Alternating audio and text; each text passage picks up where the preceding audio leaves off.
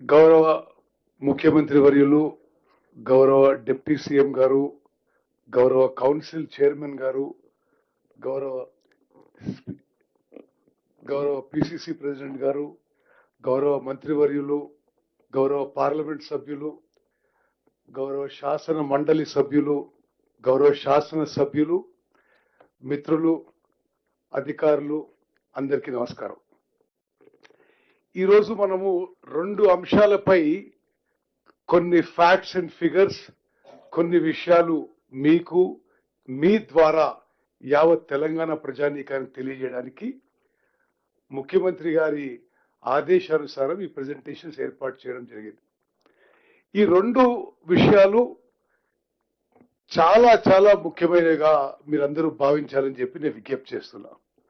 ఒకటేమో కృష్ణా నదీ జలాల విషయంలో మన ప్రభుత్వం వచ్చిన తర్వాత కృష్ణా నదీ జలాలు, కృష్ణా రివర్ వాటర్ అలొకేషన్ విషయంలో, అదేవిధంగా వాటర్ యూటిలైజేషన్ విషయంలో, ప్రాజెక్ట్స్ విషయంలో మన ప్రభుత్వం వచ్చిన తర్వాత గత 10 ఏళ్ల కంటే అత్యంత సమర్థవంతంగా మనం ముందుకు పోయిన విషయం మీకు ఫ్యాక్ట్స్ అండ్ ఫిగర్స్ తో నేను మీకు మనవి చేస్తాను.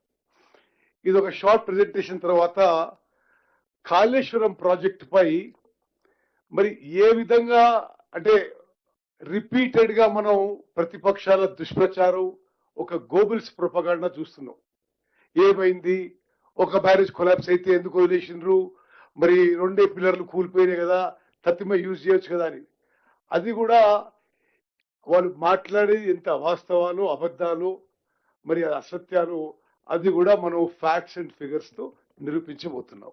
ఇప్పుడు కృష్ణా నదీ జలాల విషయంలో ఒక 15-20 మినిట్స్ నేను కొన్ని విషయాలు మీ ముందు ఉంచుతాను. Okay, next.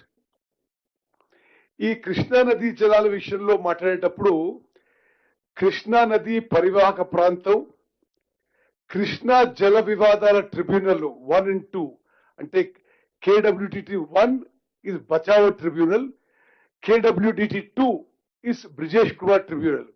ఏ విధంగా గతానికంటే మనం చాలా సమర్థవంతంగా తెలంగాణలో కృష్ణా నీటి వాటా కోసం పోరాడుతున్నావో మనం రిప్రజెంట్ చేస్తున్నావో ఆ విషయాన్ని నేను మీకు ముందు ఇస్తాను. అదేవిధంగా ప్రస్తుత కృష్ణా జల వివాదాల ట్రిబ్యునల్ 2 ముందు మన వాదనలు, బేసిన్ పరిమితులు, తెలంగాణ దాఖలు చేసిన స్టేట్మెంట్ ఆఫ్ కేస్. అఫీషియల్ గా మన కాంగ్రెస్ ప్రభుత్వం ఏర్పడిన తర్వాత మనం ఏ స్టేట్మెంట్ ఈ ట్రిబ్యునల్ ముందు ఆల్రెడీ పెట్టాము, అలా వాదిస్తున్నాము. ఫైనల్ ఆర్గ్యుమెంట్ స్టేజ్కి వచ్చింది. ఇప్పుడు ఆంధ్రప్రదేశ్ కు కృష్ణా నదీ జలాల అక్రమ మళ్లింపు సంబంధించిన సమస్యలు, నీటి పంపకంపై సంఘటనల క్రోనాలజీ, అదేవిధంగా ప్రస్తుత కార్యాచరణ, ఈ విధంగా మనం ఇప్పుడు will go forward this presentation. Next. ఇప్పుడు భారతదేశంలో గంగా, గోదావరి తర్వాత 3వ పొడవైన నది కృష్ణా నది. మహారాష్ట్రలోని మహాబలేశ్వర్ సమీపంలోని వెస్టర్న్ ఘాట్స్ లో 1300 మీటర్స్ హైట్ లో ఉద్భవించి 1400 కిలోమీటర్లు ప్రవహిస్తుంది. మహారాష్ట్ర, కర్ణాటక, తెలంగాణ మరియు ఆంధ్రప్రదేశ్ మీదుగా ప్రవహించి హంసల దీవి వద్ద బంగాళాఖాతంలో కలుస్తుంది. నదికి ప్రధాన ఉపనదులు ఘటప్రభ నది, మలప్రభ నది, భీమా, తుంగభద్ర మరియు మూసీ నదులు ఉన్నాయి. నారాయణపేట్ జిల్లా మంగళూరు మండలం తంగడి గ్రామం దగ్గర కృష్ణా నది తెలంగాణ రాష్ట్రంలో ప్రవేశిస్తుంది. ఇప్పుడు కృష్ణా నదిపై ఆ ప్రవాహ తీరు, ఏం ప్రాజెక్టులు ఉన్నాయి, ఆ బేసిన్ విషయంలో మరి interstate department SC Vijay Kumar గారు తెలియజేస్తారు. అందరికీ నమస్కారం. కృష్ణానది బేసిన్ లో మైక్ దగ్గర పెట్టుకో. కృష్ణానది బేసిన్ లో 4 రాష్ట్రాలు, మహారాష్ట్ర, కర్ణాటక, తెలంగాణ మరియు ఆంధ్రప్రదేశ్ 4 రాష్ట్రాలు పరివాహక ప్రాంతంలో ఉన్నటువంటి పరివాహక రాష్ట్రాలు. ఈ 4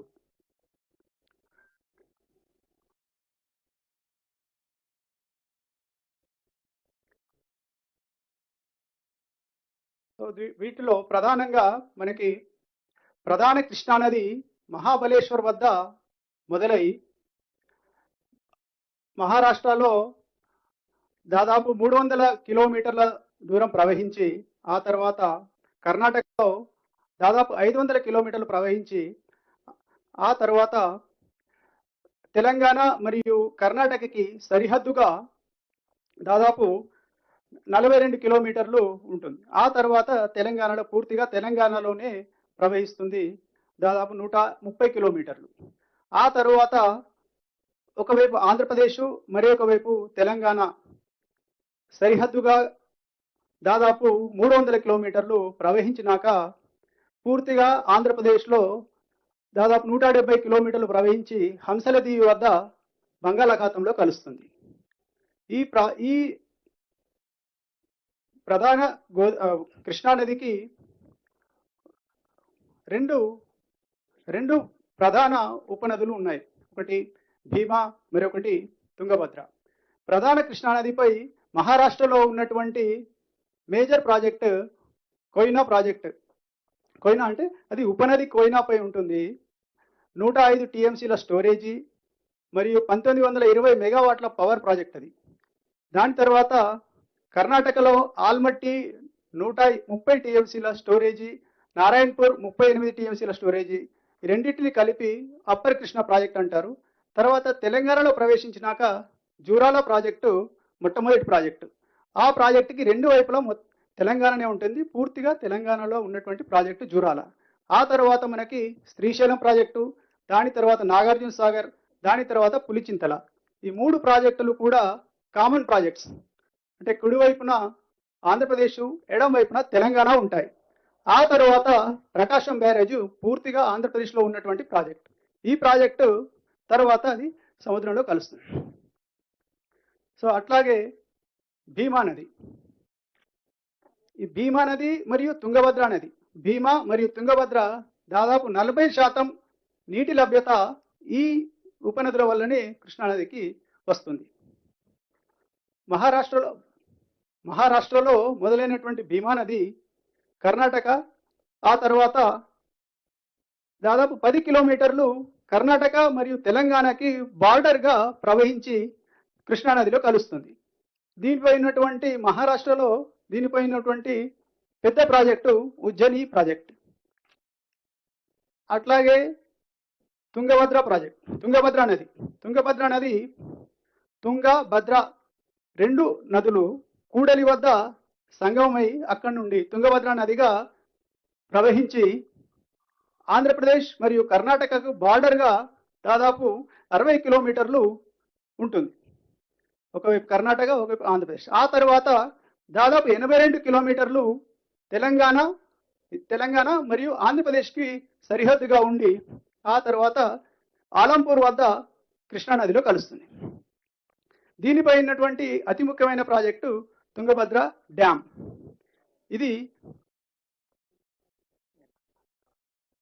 ఇదే విషయాన్ని దీంట్లో ముఖ్యంగా తెలంగాణ శ్రీశైలం వద్ద ఉన్న ప్రాజెక్ట్స్, అవుట్ సైడ్ బేసిన్ తరలిస్తున్నటువంటి ప్రాజెక్టుల గురించి గూగుల్ మ్యాప్ ద్వారా వివరిస్తాను.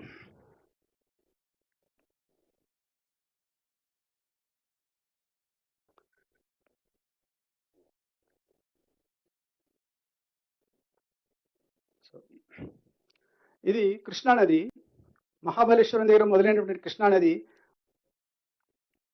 మహారాష్ట్రని దాటుకొని కర్ణాటకని దాటుకొని మనకి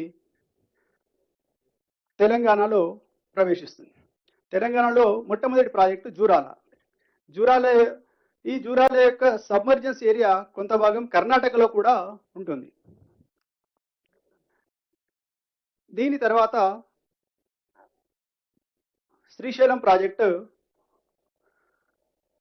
యాక్చువల్గా ప్రాజెక్టు ఇక్కడ ఉన్నప్పటికీ దాని యొక్క స్ప్రెడ్ ఏరియా చాలా దూరం ఉంటుంది. సో ఇక్కడ స్ప్రెడ్ ఏరియా ఏదైతే ఉందో ఇక్కడ నుండి మనకి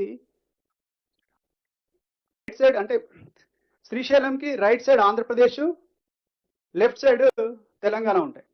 సో ఈ శ్రీశైలం రిజర్వాయర్ నుంచి పోతిరెడ్డిపాడు హెడ్ రెగ్యులేటర్ దాదాపు 4 కిలోమీటర్ల అప్రోచ్ ఛానల్ ఇది అప్రోచ్ ఛానల్. శ్రీశైలం రిజర్వాయర్ నుంచి అప్రోచ్ ఛానల్ దాదాపు 4 కిలోమీటర్లు ఉంటుంది. దాని తర్వాత పోతిరెడ్డిపాడు హెడ్ రెగ్యులేటర్,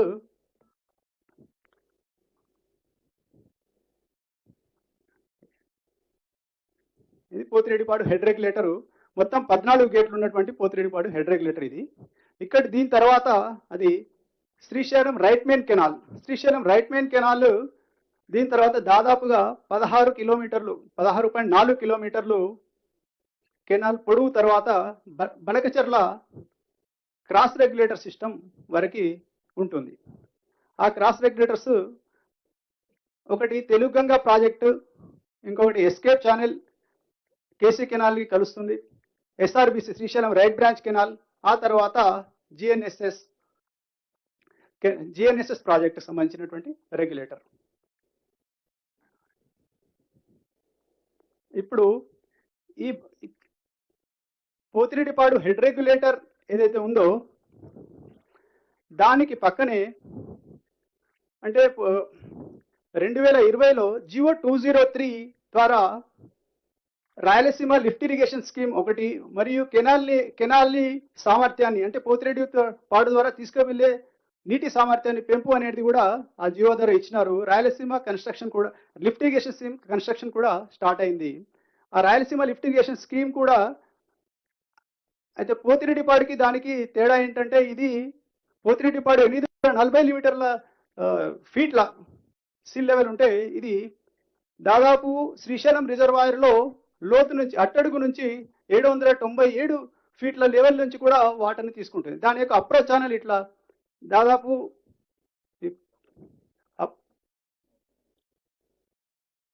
పోతిరెడ్డిపాడుకున్నటువంటి అప్రోచ్ ఛానల్కి సమాంతరంగా వచ్చి పోతిరెడ్డిపాడు ఇది అవుతే దీని పక్కనే ఇది రాయలసీమ లిఫ్ట్ ఇరిగేషన్ స్కీమ్ యొక్క పంప్ హౌస్లు ఇక్కడ ఉంటాయి. ఇది 4 బే పంప్ హౌస్లు ఇక్కడ దీనికి లోపల ఉంటాయి అండర్ గ్రౌండ్లో. దీని తర్వాత దిస్ డెలివరీ సిస్టమ్. ఈ డెలివరీ సిస్టమ్ తర్వాత కొంతమేర ఇక్కడ కెనాల్ కన్స్ట్రక్ట్ చేస్తే దీని లోపల పోతిరెడ్డిపాడు దిగువన ఎస్ఆర్ఎంసీలో కలుస్తుంది. కలిసేసి మళ్ళీ ఈ ఎస్ఆర్ఎంసీ ద్వారా బానకచర్ల వరకు వెళ్ళి అక్కడి నుంచి అవుట్ సైడ్ బేసిన్కి అంతా వెళ్ళేటువంటి ఆస్కారం ఉంది. సో ఇది కాకుండా విజయ్ కుమార్, రాయలసీమ లిఫ్ట్ ఎన్ని టీఎంసీల వాటర్ ఒకసారి చెప్పండి. 3 టీఎంసీ పర్ డే. అది క్లారిటీగా చెప్పండి. ఏదైనా మీరు ఒక ప్రాజెక్ట్ చెప్పేటప్పుడు వాళ్ళు శ్రీశైలం నుంచి తీసుకునేది ఏదైనా ఆ ప్రాజెక్టు పేరు, లొకేషను, దాని కెపాసిటీ, అంటే ఎంతో వాళ్ళు తీసుకెళ్తుండ్రు, దాని డిజైన్ ఏందనేది కూడా క్లారిటీగా చెప్పండి అందరికి. Sir okay. అంటే ఈ పోతిరెడ్డిపాడు ఉంది అనుకోండి సార్, మనం 80,000 క్యూసెక్స్ అనుకుంటే కదా. అవును సార్. సో ఇది 3 టీఎంసీ. దాని తర్వాత వచ్చే ముచ్చుమర్రి కానీ ఇవన్నీ కూడా టోటల్గా శ్రీశైలం బ్యాక్ వాటర్స్ నుంచి ఆంధ్రప్రదేశ్ టోటల్గా పర్ డే ఎంత తీసుకెళ్ళగలుగుతుందో, ఎంత డిజైన్ చేసిండ్రో, ఎప్పుడెప్పుడు డిజైన్ చేసారు ఈ ప్రాజెక్ట్, వాటి వివరాలు క్రిస్టల్ క్లియర్గా చెప్పండి ఇయర్ వైజ్. Sir okay.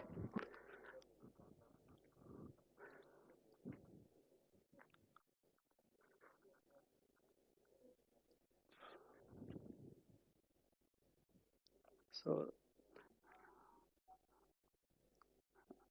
తర్వాత హెచ్ఎన్ఎస్ఎస్ లిఫ్ట్ ఇరిగేషన్ స్కీమ్. ఈ ప్రాజెక్ట్ కూడా శ్రీశైలం 4 షోర్ నుంచి రిజర్వాయర్ నుంచి అప్రోచ్ ఛానల్ ఉండేసి తర్వాత లిఫ్ట్ ఇరిగేషన్ స్కీమ్ ఉంటుంది ఇక్కడ. సారీ, ఇది అంటే మొదట కన్స్ట్రక్షన్ చేసింది మల్యాల లిఫ్ట్ ఇరిగేషన్ స్కీమ్. అది కూడా అంటే హెచ్ఎన్ఎస్ఎస్ మొదట ఇక్కడ స్టార్ట్ అయింది, కన్స్ట్రక్షన్ కూడా ఇక్కడ స్టార్ట్ అయింది.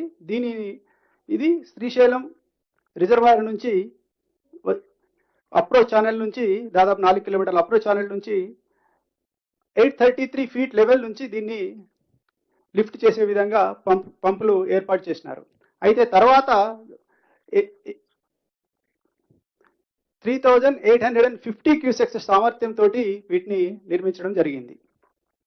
ఆ తర్వాత దీన్ని 798 ఫీట్ల నుంచి కూడా రిజర్వాయర్ నుంచి తీసుకోవాలి శ్రీశైలం రిజర్వాయర్ అన్న ఉద్దేశంతో ముచ్చుమర్రి దగ్గర మరొక పంప్ హౌస్ ని ఏర్పాటు చేసినారు. ఈ అప్రోచ్ ఛానల్ రిజర్వాయర్ లో లోపల నుంచి ఉంటుంది 790. అది కూడా ఇప్పుడు ఏదైతే రాయలసీమ లిఫ్ట్ ఇరిగేషన్ పెట్టినారో అదే సేమ్ లెవెల్ లోపల 797 ఫీట్ నుంచి తీసుకునే విధంగా నిర్మించారు. ఆ ముచ్చుమరి లిఫ్ట్ ఇరిగేషన్ స్కీమ్, అట్లాగే దాని పక్క KC canal lift irrigation scheme కూడా ఒకటి. ఆ KC canal lift irrigation scheme నేరుగా వెళ్ళి కేసీ కెనాల్లో పడతాయి 1000 క్యూసెక్స్ కెపాసిటీ. ఇది 3850 క్యూసెక్స్ కెపాసిటీ ముచ్చుమరి ప్రాజెక్టు. ఈ ప్రాజెక్టు నుంచి ముచ్చుమరి అంటే ఇది హెచ్ఎన్ఎస్ఎస్ సంబంధించి అంటే రెండు ఉంటాయి. ఒకటి హెచ్ఎన్ఎస్ఎస్, ఇంకొకటి కేసీ కెనాల్ లిఫ్ట్. హెచ్ఎన్ఎస్ఎస్ కూడా 3850 ఉండింది. అది మళ్ళీ తీసుకెళ్ళి హెచ్ఎన్ఎస్ఎస్ కెనాల్లో పడుతుంది. సో దాన్ని తర్వాత కాలం లోపల 6300 క్యూసెక్లుగా హెచ్ఎన్ఎస్ఎస్ ముచ్చుమరి లిఫ్ట్ని, అట్లాగే హెచ్ఎన్ఎస్ఎస్ మలయాళ లిఫ్ట్ని కూడా పెంచడం జరిగింది. సో వీటికి సంబంధించి ట్యాబులర్ ఫామ్ లోపల తర్వాత వాటి విస్తారంగా చెప్తాను. సో అట్లాగే ఈ హెచ్ఎన్ఎస్ఎస్ కేసీ కెనాల్ లిఫ్ట్ ఇవి కాకుండా శ్రీశైలం రిజర్వాయర్ నుంచి ఉన్నటువంటి మరొక ప్రాజెక్టు ఇది. శ్రీశైలం ప్రాజెక్ట్ ఇక్కడ ఉంటే ఇక్కడ టనెల్ ద్వారా తీసుకున్నటువంటి మరొక ప్రాజెక్టు వెలిగొండ ప్రాజెక్టు. ఇది 1 TMC పర్ డే తీసుకోగలిగినటువంటి సామర్థ్యంతో ఆల్రెడీ కన్స్ట్రక్షన్ దాదాపు పూర్తి కావస్తున్నది. సో ఇవి ముఖ్యంగా శ్రీశైలం నుంచి ఉన్నటువంటి ప్రాజెక్ట్స్. స్కీమాటిక్ డయాగ్రామ్లో కొంత స్పష్టంగా ఉండే విధంగా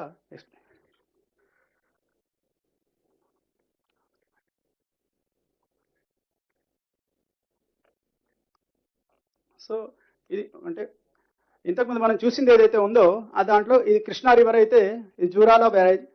ఆ బ్యారేజ్ అంటే జూరాల ప్రాజెక్టు. దీని తర్వాత శ్రీశైలం డ్యాము, ఇక్కడ మనకి Pothireddypadu head regulator, approach channel, Rayalaseema lift irrigation scheme, lift scheme, SRMC నుంచి బనకచర్ల, ఇక్కడ నుంచి 4 రెగ్యులేటర్లు, అదేవిధంగా హెచ్ఎన్ఎస్ఎస్ ముచ్చుమరి నుంచి, అట్లాగే అంటే ఇక్కడ 6300 క్యూసెక్లు, ఇక్కడ 6300 క్యూసెక్లు. ఇంతకుముందు 3880 ఉండే, అది 6300 క్యూసెక్లకు మారింది. తర్వాత ఇక్కడ 6300 రెండు కలిపితే మనకి 12600 క్యూసెక్లు అంటే 1.1 TMC పర్ డే తీసుకునే విధంగా సామర్థ్యం ఏర్పడింది. ఇక్కడ Rayalaseema lift irrigation scheme 3 TMC per day అయితే ఎస్ఆర్ఎంసీ యొక్క కెపాసిటీ ఇప్పుడు 8 TMC పర్ డే పోతిరెడ్డిపాడు దగ్గర అది ఎన్హాన్స్ చేయాలని చెప్పేసి ఆ జీవో 203/2020లోనే ఇచ్చి ఉన్నారు. సో కృష్ణానది పరివాహక ప్రాంతం యొక్క ప్రత్యేక రూపురేఖల గురించి కొంత. ఈ బేసిన్ దాదాపు త్రిభుజాకారంలో ఉంటుంది. విజయ్ కుమార్, ఇవన్నీ కలిపి ఎన్ని టీఎంసీలు అయినాయి? ఇవన్నీ శ్రీశైలం బ్యాక్ వాటర్స్ లో ఇప్పుడు ఆంధ్రప్రదేశ్ ప్రభుత్వం తీసుకోబోయేది 1.1 3 TMC ప్లస్ 8 TMC, అంతేనా sir? You put that slide. Total గా ఎన్ని తీసుకుంటున్నారు ఒక లైన్ చెప్పు అర్థం కావడానికి.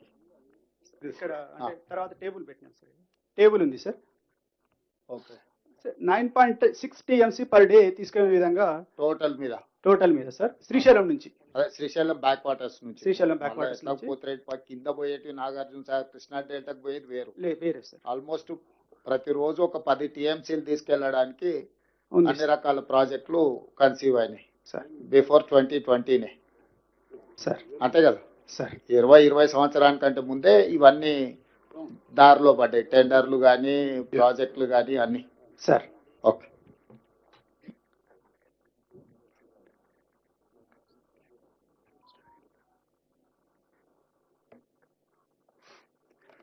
సో బేసిన్ యొక్క స్వభావాన్ని ఒకసారి చూస్తే, బేసిన్ దాదాపు త్రిభుజాకారంలో ఉంటే దాని ఆధారం పశ్చిమ కనుమల వెంబడి ఉంటుంది.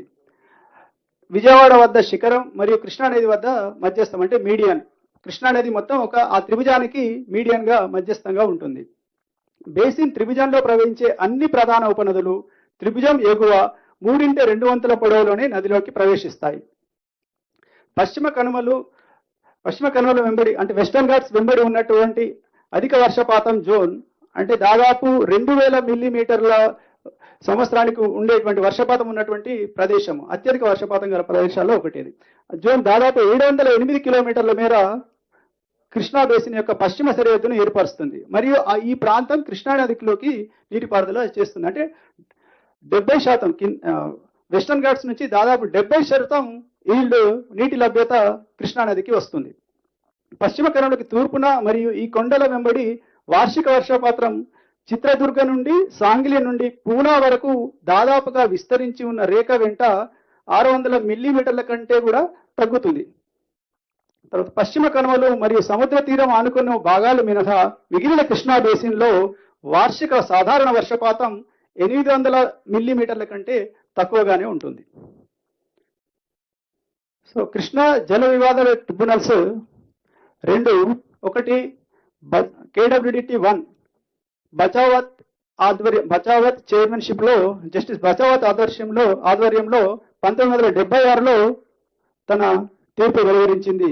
అట్లాగే KWDT 2 Brijesh Kumar tribunal, Brijesh Kumar chairman ఆధ్వర్యంలో 2004లో ఏర్పడింది. 2013లో తన తీర్పుని 3 రాష్ట్రాల పరంగా, అప్పుడున్న 3 రాష్ట్రాల పరంగా ఇచ్చింది. తర్వాత తెలంగాణ రాష్ట్ర ఆవిర్భావం తర్వాత తెలంగాణ ఆంధ్రప్రదేశ్ మధ్యలో వాటి విభజన గురించి తిరిగి అదే ట్రిబ్యునల్ ని పొడిగించడం జరిగింది. ఆ ట్రిబ్యునల్ ఇప్పుడు ఇంకా మనుగడలో ఉంది. మనం ఇప్పుడు దాని ముందే మన యొక్క వాదనలు వినిపిస్తున్నాం.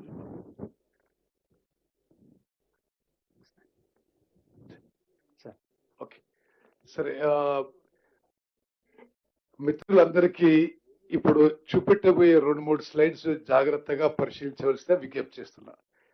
బచావ్ ట్రిబ్యునల్ 1976లో ఉమ్మడి ఆంధ్రప్రదేశ్, కర్ణాటక, మహారాష్ట్రకి 75% డిపెండబిలిటీ మీద చేసిన కేటాయింపులు ఉమ్మడి ఆంధ్రప్రదేశ్కి 811 టీఎంసీలు, కర్ణాటకకి 734 టీఎంసీలు, మహారాష్ట్రకి 585 టీఎంసీలు.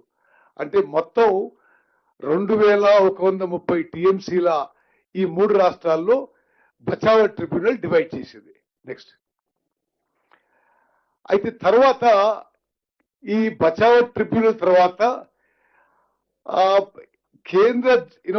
కేంద్ర జల సంఘం ఆమోదం లేకుండా మిగుల నీటిని ఉమ్మడి ఆంధ్రప్రదేశ్ లో కొన్ని ప్రాజెక్టులు మొదలుపెట్టారు. మొదలుపెట్టిన ప్రాజెక్టులు ఏంటిది? After Bachao tribunal SLBC tunnel, అది 40 టీఎంసీ, కల్వకుర్తి ఎత్తిపోతల పథకం 53 టీఎంసీ, నెట్టెప్పాడు ఎత్తిపోతల పథకం 25 టీఎంసీ, పాలమూరు రంగారెడ్డి 90 టీఎంసీ, డిండి ఎత్తిపోతల పథకం 30 టీఎంసీ, కోల్ సాగర్ ఎత్తిపోతల పథకం 3.3 టీఎంసీ, అదేవిధంగా నికర జల ఆధారంగా భీమా 20 టీఎంసీ, మొత్తం 261 టీఎంసీలు మరి ప్రాజెక్టులు మొదలుపెట్టడం జరిగింది, కానీ పూర్తి చేయలేదు. ఇది నేను పర్టికులర్ గా ఎందుకు హైలైట్ చేస్తున్నానంటే, ఈ ప్రాజెక్టులు ఎన్నో సంవత్సరాలు, దశాబ్దాలైన మొదలుపెట్టి ఈ ప్రాజెక్టులు గత 10 ఏళ్లలో పూర్తి చేసుంటే కృష్ణా నదీ జలాల్లో మనకి తెలంగాణకి పూర్తి న్యాయం జరిగేది. నేను మళ్ళీ చెప్తున్నా, ఇవన్నీ గతంలో ఉమ్మడి ఆంధ్రప్రదేశ్ లో మొదలుపెట్టిన ప్రాజెక్టులు. SLBC 40 TMC, Kalwakurthy 53 TMC, Nettempadu 25 TMC, Palamuru Rangareddy 90 TMC, Dindi 30 TMC, Koil Sagar 3.3 TMC. అదేవిధంగా నికర జల ఆధారంగా భీమా 20 టీఎంసీ, మొత్తం 261 టీఎంసీల ప్రాజెక్టులు మొదలుపెట్టినరు. కానీ గత 10 ఏళ్ల నిర్లక్ష్యంలో ఈ ప్రాజెక్టులు ఇంకా పూర్తి కాదని చెప్పి మనం చేస్తున్నా. అదేవిధంగా సుప్రీంకోర్టులో ఆల్బట్టి మీద అప్పుడు ఆంధ్రప్రదేశ్ కేసు వేస్తే ఆల్బట్టి హైటు 519కి రెస్ట్రిక్ట్ చేయవలసిందిగా సుప్రీంకోర్టు ఆదేశాలు. నెక్స్ట్, అదేవిధంగా ఇప్పుడు నడుస్తుంది బ్రిజేష్ ట్రిబ్యునల్. బ్రిజేష్ ట్రిబ్యునల్ ఇప్పుడు ఉమ్మడి ఆంధ్రప్రదేశ్ కి కేటాయించిన 811 టీఎంసీలు ఎన్ బ్లాక్ కేటాయింపును తెలంగాణ మరియు ఆంధ్రప్రదేశ్ రాష్ట్రాల మధ్య పంపిణీ చేయాలి. ఇప్పుడు ఈ 811 టీఎంసీని బ్రిజేష్ ట్రిబ్యునల్ ఆర్గ్యుమెంట్స్, హియరింగ్స్ నడుస్తున్నాయి. ఈ 811 టీఎంసీలు ఆంధ్రప్రదేశ్కి ఏ రేషియోలో, తెలంగాణకి ఏ రేషియోలో డివైడ్ చేయ విషయంలో ఇప్పుడు వాదనలు ఇంటున్నారు. ఫైనల్ ఆర్గ్యుమెంట్ స్టేజ్కి వచ్చింది. నెక్స్ట్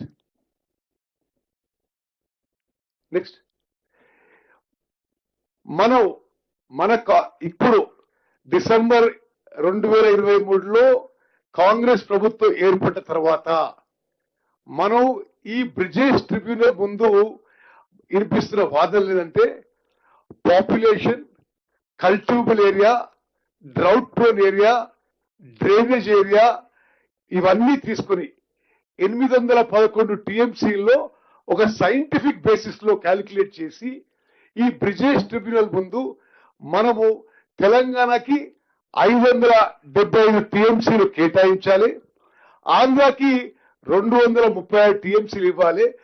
ఈ మొత్తం 811 టీఎంసీలు అనే వాదనలు ఇప్పుడు మనం ఈ బ్రిజేష్ ట్రిబ్యునల్ మీద వేపిస్తున్నాం. పరివాహక ప్రాంతం, కరువు పీడిత ప్రాంతం, బేసిన్ జనాభా మరియు సాగు ప్రాంతం, ఈ బేసిన్ పారామీటర్స్ ఆధారంగా బ్రిజేష్ ట్రిబ్యునల్ ముందు ఇప్పుడు తెలంగాణ మనం ఏం డిమాండ్ చేస్తున్నారంటే అట్ 75% డిపెండబిలిటీ మనకి 575 టీఎంసీ కేటాయించమని చెప్పి మన వాదనలు వినిపించడం జరుగుతుంది. ఈ ప్రభుత్వం మన ప్రభుత్వం KWD2 అంటే బ్రిజేష్ ట్రిబ్యునల్ ముందు నేను ముందు చెప్పినట్టుగా మనకి 575 టీఎంసీ డిమాండ్ చేయడం జరుగుతుంది. అయితే ఇది మీరు చాలా జాగ్రత్తగా గమనించాలి. ఎప్పుడు ఈ కృష్ణా జలాలపై ఇంత లొల్లి చేసే టిఆర్ఎస్ పార్టీ వాళ్ళు మనమేమో ఈ బ్రిజేష్ ట్రిబ్యునల్ ముందు మనకి 71% కేటాయించాలి, ఆంధ్రాకి 29% కేటాయించాలి, మనకే 575 టీఎంసీ ఇవ్వాలి, ఆంధ్రాకి 256 టీఎంసీ ఇవ్వాలని చెప్పి మనం వాదిస్తున్నాం. గత ప్రభుత్వం టిఆర్ఎస్ ప్రభుత్వం 10 ఏళ్ల పాటు 2014 నుంచి 2023 వరకు వాళ్ళు తెలంగాణకి 299 సరిపోతాయి, ఆంధ్రాకి 512 టీఎంసీ ఇవ్వడానికి ఒప్పుకొని 2014-15 నుంచి 2023 వరకు ప్రతి సంవత్సరం ఆ ప్రభుత్వంలో పెద్ద మనుషులు అఫీషియల్ గా లిఖిత పూర్వకంగా ఒప్పుకున్న విషయం మీరు అందరూ గమనించాలి. నేను మళ్ళీ రిపీట్ చేస్తున్నా. 10 ఏళ్ల పాటు బీఆర్ఎస్ పరిపాలనలో వాళ్ళు ఆంధ్రప్రదేశ్ కి 512 ఇస్తూ మనకి 299 టీఎంసీ సరిపోతాయని చెప్పి గతంలో బీఆర్ఎస్ ప్రభుత్వం చెప్పింది. మన కాంగ్రెస్ ప్రభుత్వం ఏర్పడిన తర్వాత మనం వచ్చిన తర్వాత మనకే 575 టీఎంసీలు ఇవ్వాలి, వాళ్ళకే 256 టీఎంసీలు ఇవ్వాలి అని చెప్పి మన వాదనలు ఈరోజు వినిపిస్తున్నాం.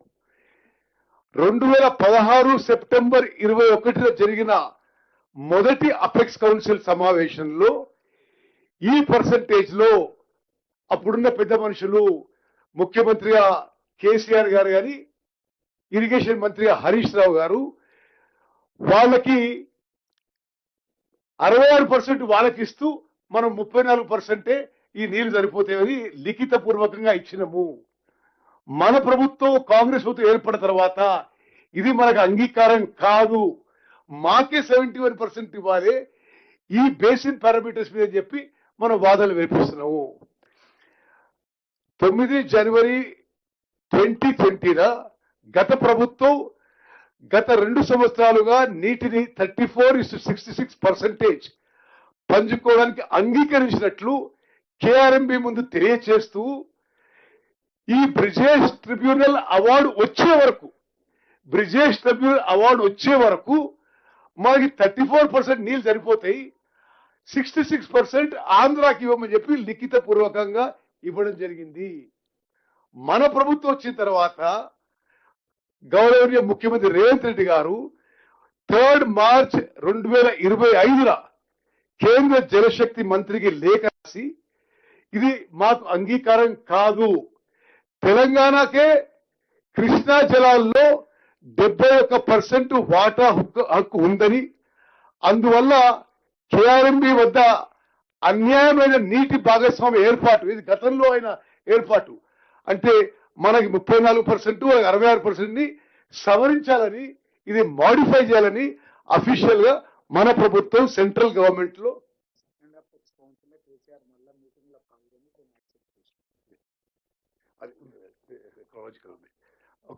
సో ఇది దయచేసి మీరు అందరూ గమనించాలి. ఎందుకంటే వాళ్ళు రోజు మాట్లాడేది గోబెల్స్ ని మించి ఒక ప్రొపగండ జరుగుతుంది. వాళ్ళేదో తెలంగాణ కోసం న్యాయం కోసం పోరాడినట్టు, మనమేదో అంత పోరాడినట్టు వారు చిత్రీకరించే విషయం మీరు గమనించాలి. మీ ద్వారా యావత్ తెలంగాణ ప్రజానీకానికి రైతాంగం తెలవాలి. వాళ్ళు తెలంగాణకి 299 టీఎంసీలు అడిగితే ఇది 811 టీఎంసీలో మనం వచ్చిన తర్వాతనే అది మనకు అంగీకారం కాదు. మాకు 575 టీఎంసీలు ఇవ్వాలి, మా వాదనకున్న బేసిన్ పారామీటర్స్ ఇవి అని చెప్పి స్పష్టంగా చెప్పడం జరిగింది. నెక్స్ట్ సరే, నేను మళ్ళీ దీనికి చివరిలో వస్తా. ఈ నీటికి వాటర్ అలొకేషన్ విషయంలో ఇప్పుడు సీఎం గారు అడిగిన విషయాలకి ఏది తెలంగాణ రాకముందు 2014 కంటే ముందు కృష్ణా నదీ జలాలు అక్రమంగా ఆంధ్రప్రదేశ్ కి ఏ విధంగా తరలించబడ్డవి, తెలంగాణ ఏర్పడి టిఆర్ఎస్ పార్టీ అధికారంలో వచ్చిన తర్వాత ఏ విధంగా ఎక్కువ అన్యాయం జరిగిందనే విషయాన్ని అంకెల ద్వారా డేట్స్ ద్వారా మీ ముందు నిరూపిస్తున్నా. దయచేసి గమనించాలి. కృష్ణా నదీ జలాల్లో తెలంగాణ ఏర్పడ్డాక టిఆర్ఎస్ ప్రభుత్వం వచ్చిన తర్వాత ఎక్కువ కృష్ణా నదీ జలాలు ఆంధ్రాకి రాయలసీమకి అవుట్ ఆఫ్ బేసిన్ తరలింపుకి ఇన్ఫ్రాస్ట్రక్చర్ క్రియేట్ చేయబడింది, తీసుకుపోతున్నారు. ఉదాహరణకి మరి 2014 తర్వాత మల్యాల పంప్ హౌస్ వద్ద నీటిని 833 అడుగుల లెవెల్ వద్ద తీసుకునే ద్వారా సామర్థ్యం 3850 క్యూసెక్ల నుండి గతంలో 2014 ముందు 3850 క్యూసెక్ ఉండే, ఆ తర్వాత 3850 క్యూసెక్ ని 6300 క్యూసెక్లకి పెంచారు.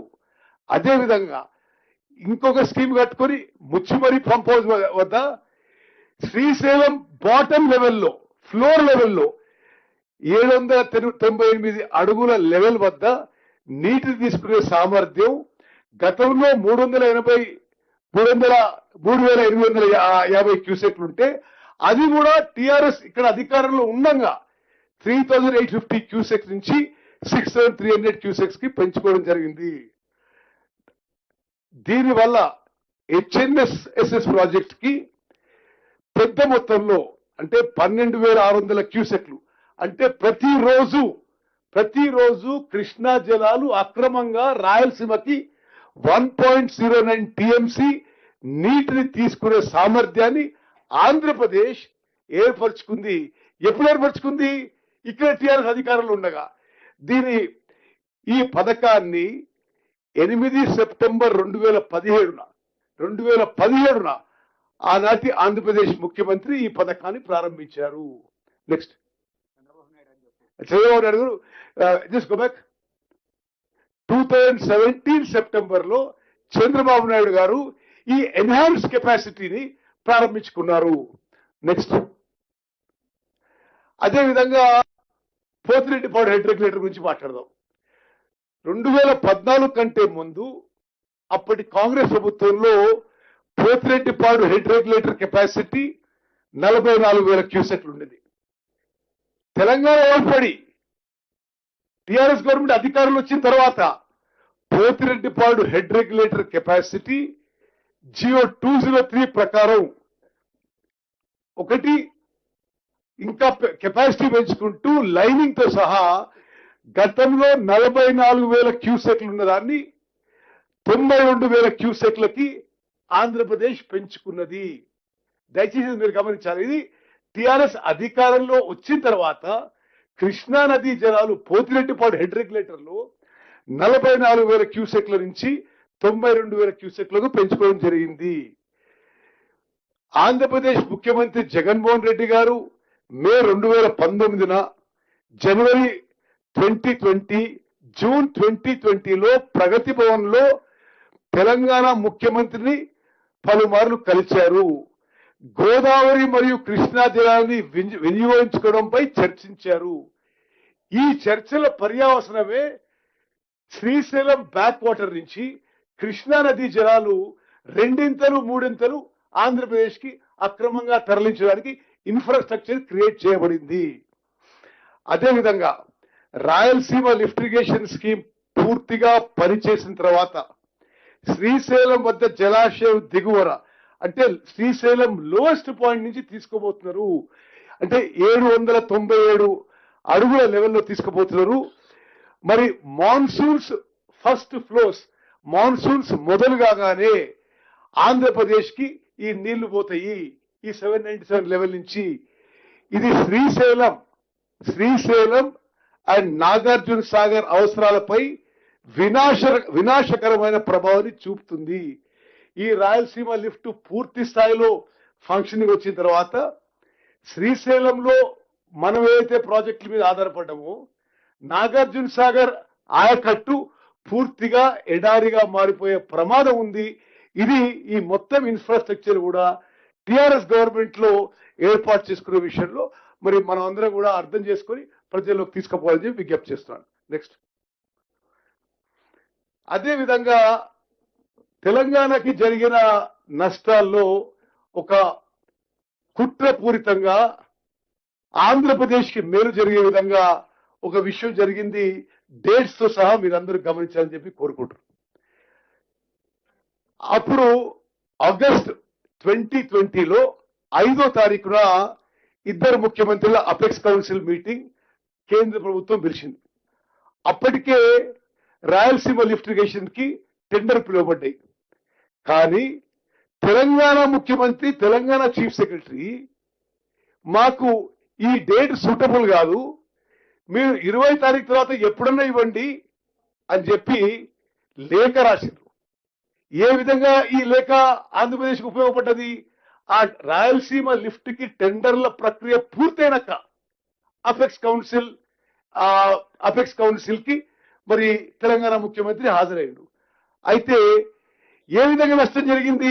ఒకవేళ 2020 ఆగస్టు 5వ తారీఖున ఆ అపెక్స్ కౌన్సిల్ హాజరై తెలంగాణ ముఖ్యమంత్రి సీరియస్ గా అబ్జెక్ట్ చేస్తే బహుశా ఆ మీటింగ్ లోనే ఈ టెండర్ ప్రక్రియ మీద కేంద్ర ప్రభుత్వం స్టే ఇంపోజ్ చేసేదేమో. ఆ విధంగా కాకుండా వాళ్ళు రాయలసీమ లిఫ్ట్ ఇరిగేషన్ స్కీమ్ కి టెండర్ల ప్రక్రియ పూర్తి చేయడానికి ఒక విధంగా మరి తెలంగాణ ప్రభుత్వం, తెలంగాణ ముఖ్యమంత్రి, ఆనాడు TRS government, TRS party cooperate చేసిన విషయం మనం అందరం గమనించాలి.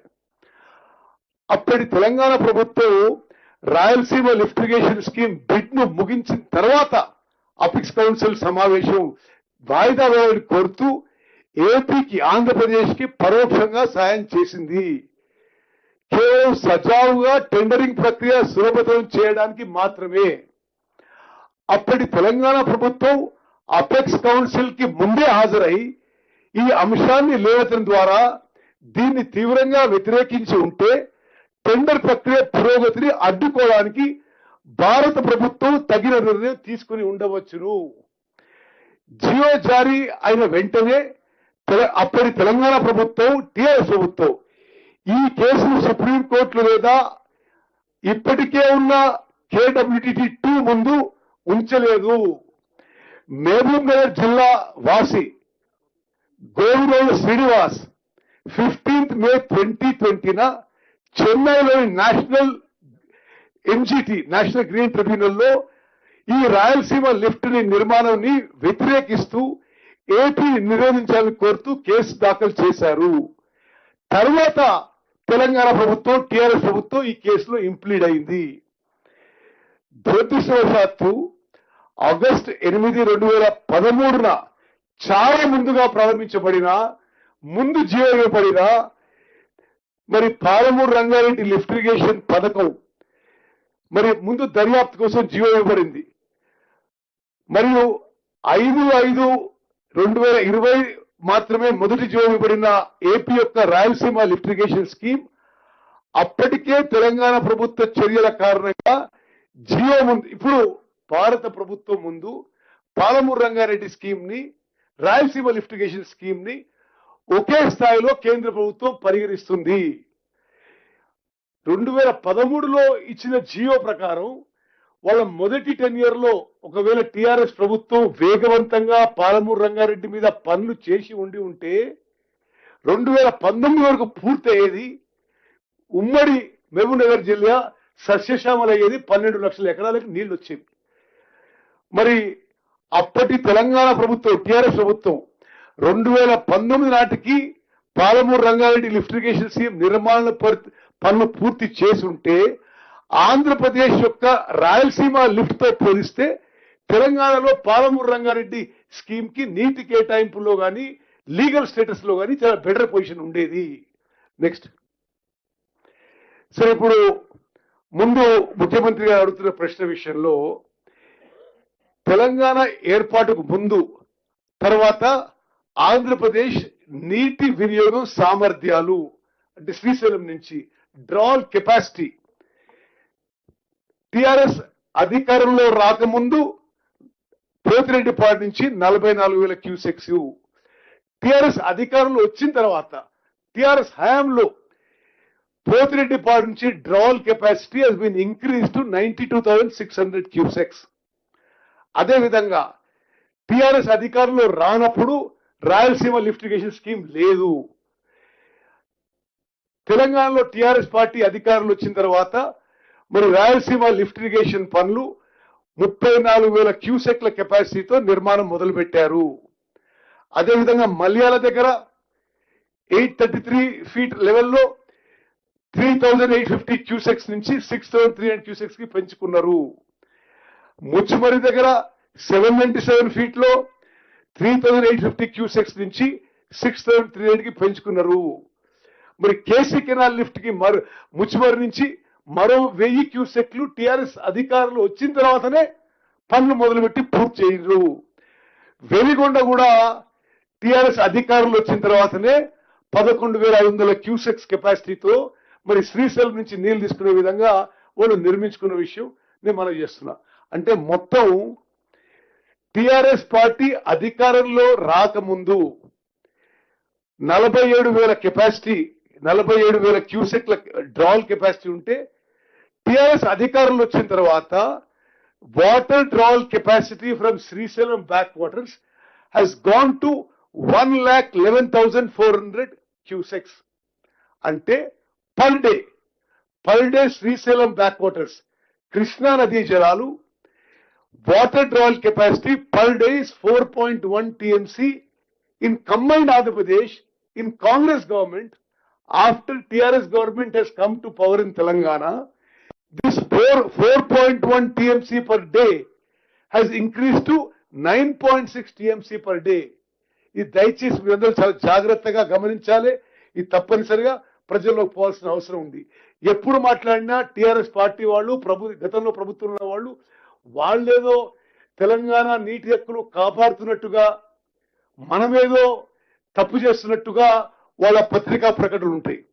నేను మళ్ళీ చెప్తున్నా, 2014 కంటే ముందు టిఆర్ఎస్ అధికారంలో రాకముందు per day drawal capacity Krishna waters 4.1 TMC per day. TRS అధికారంలో వచ్చిన తర్వాత పర్ డే డ్రాల్ కెపాసిటీ ఆంధ్రాకి ఇల్లీగల్ గా కృష్ణా నదీ జలాలు తీసుకుపోయే capacity is increased to 9.6 TMC per day. Okay, next. అదేవిధంగా మీరు ఒక విషయం గమనించాలి. ఎప్పుడు మాట్లాడినా టీఆర్ఎస్లు ఏమంటారు, ఆంధ్రప్రదేశ్లో తెలంగాణకు అన్యాయం జరిగింది, కాంగ్రెస్ హయాంలో అన్యాయం జరిగింది, మేము వచ్చిన తర్వాతనే కొట్లాడుతున్నాం, మేము వచ్చినాకనే ఆపినాం, మేము వచ్చినాకనే నీళ్ళు ఇస్తున్నాం, మేము వచ్చినాకనే నీటి హక్కులని. మీరు ఫిగర్స్ చూస్తే ఆశ్చర్యపోతారు, నిర్ఘాంతపోతారు. మేము లెక్కలు తీసినాం. 2004-05 నుంచి 2013-14 వరకు ఇది శ్రీశైలం రిజర్వాయర్ నుంచి బేసిన్ బయటికి out side of Krishna basin కి ఎవ్రీ ఇయర్ ఇన్ఫ్లో ఎంత, మరి బయట తీసుకుపోయింది ఎంత అని లెక్కలు తీస్తే అంటే మీరు జాగ్రత్త తీరాలి. ఇది 2004 నుంచి 2014 వరకు కృష్ణా బేసిన్ నుంచి అవుట్ ఆఫ్ బేసిన్ తీసుకుపోయింది 727 టీఎంసీలు అయితే తెలంగాణ ఏర్పడ్డాక టిఆర్ఎస్ గవర్నమెంట్ వచ్చిన తర్వాత 2014 నుంచి 2023 వరకు 1,200 టీఎంసీలు తీసుకుపోయినరు. అంటే టిఆర్ఎస్ అధికారంలో ఉన్న ఈ 10 ఏళ్లలో శ్రీశైలం నుంచి అక్రమంగా అవుట్ సైడ్ బేసిన్ కి కృష్ణా వాటర్ తీసుకుపోయింది ఎక్కువ టిఆర్ఎస్ అధికారంలో వచ్చిన తర్వాత. ఇవన్నీ అఫీషియల్ ఫిగర్స్, ఇవన్నీ కూడా ఆన్ రికార్డ్ ఫిగర్స్. మనం మళ్ళీ చెప్తున్నా, తెలంగాణ ఏర్పడక ముందు ఎంతైతే శ్రీశైలం రిజర్వాయర్ నుంచి అవుట్ ఆఫ్ బేసిన్ కి కృష్ణానది జలాలు తీసుకుపోయేదో అది 10 ఏళ్లలో 727 టీఎంసీలు ఉంటే, తెలంగాణ ఏర్పడి టిఆర్ఎస్ గవర్నమెంట్ వచ్చిన తర్వాత అది 1200 టీఎంసీ అని చెప్పి నేను మనవి చేస్తూ మనం నోట్ చేసుకోవాలని చెప్పి విజ్ఞప్తి చేస్తున్నా.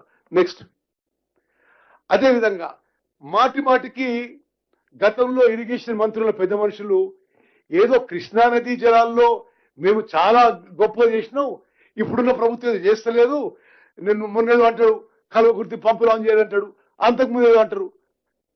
ఇప్పుడు అంకెలతో సహా ఏం నిరూపిస్తున్నాం అంటే, మనం అంటే రేవంత్ రెడ్డి గారు ముఖ్యమంత్రి అయిన తర్వాత, మన కాంగ్రెస్ ప్రభుత్వం వచ్చిన తర్వాత 2024-25లో highest ever utilisation of Krishna water is in this year 24-25. ఈ సంవత్సరంలో మనం మీరు ఈ ఫిగర్స్ ఇచ్చిన ఇవన్నీ అఫీషియల్ ఫిగర్స్, 286 టీఎంసీలు ఉపయోగించుకున్నాము. ఇది టిఆర్ఎస్ ప్రభుత్వంలో ఉన్న 10 ఏళ్లతో పోలిస్తే ఇది highest utilization of Krishna water, highest acreage in Krishna basin, అంటే హైయెస్ట్ అగ్రికల్చర్ కింద కృష్ణా బేసిన్ లో మనం వచ్చిన తర్వాత ఈ సంవత్సరంలోనే హైయెస్ట్ ప్యాడీ ప్రొడక్షన్ ఎవర్, ఆ 10 ఏళ్ల కంటే ఇప్పుడే ఎక్కువ. ఇవన్నీ విషయాలు కూడా మనం గమనించాలని చెప్పి చేస్తున్నాం.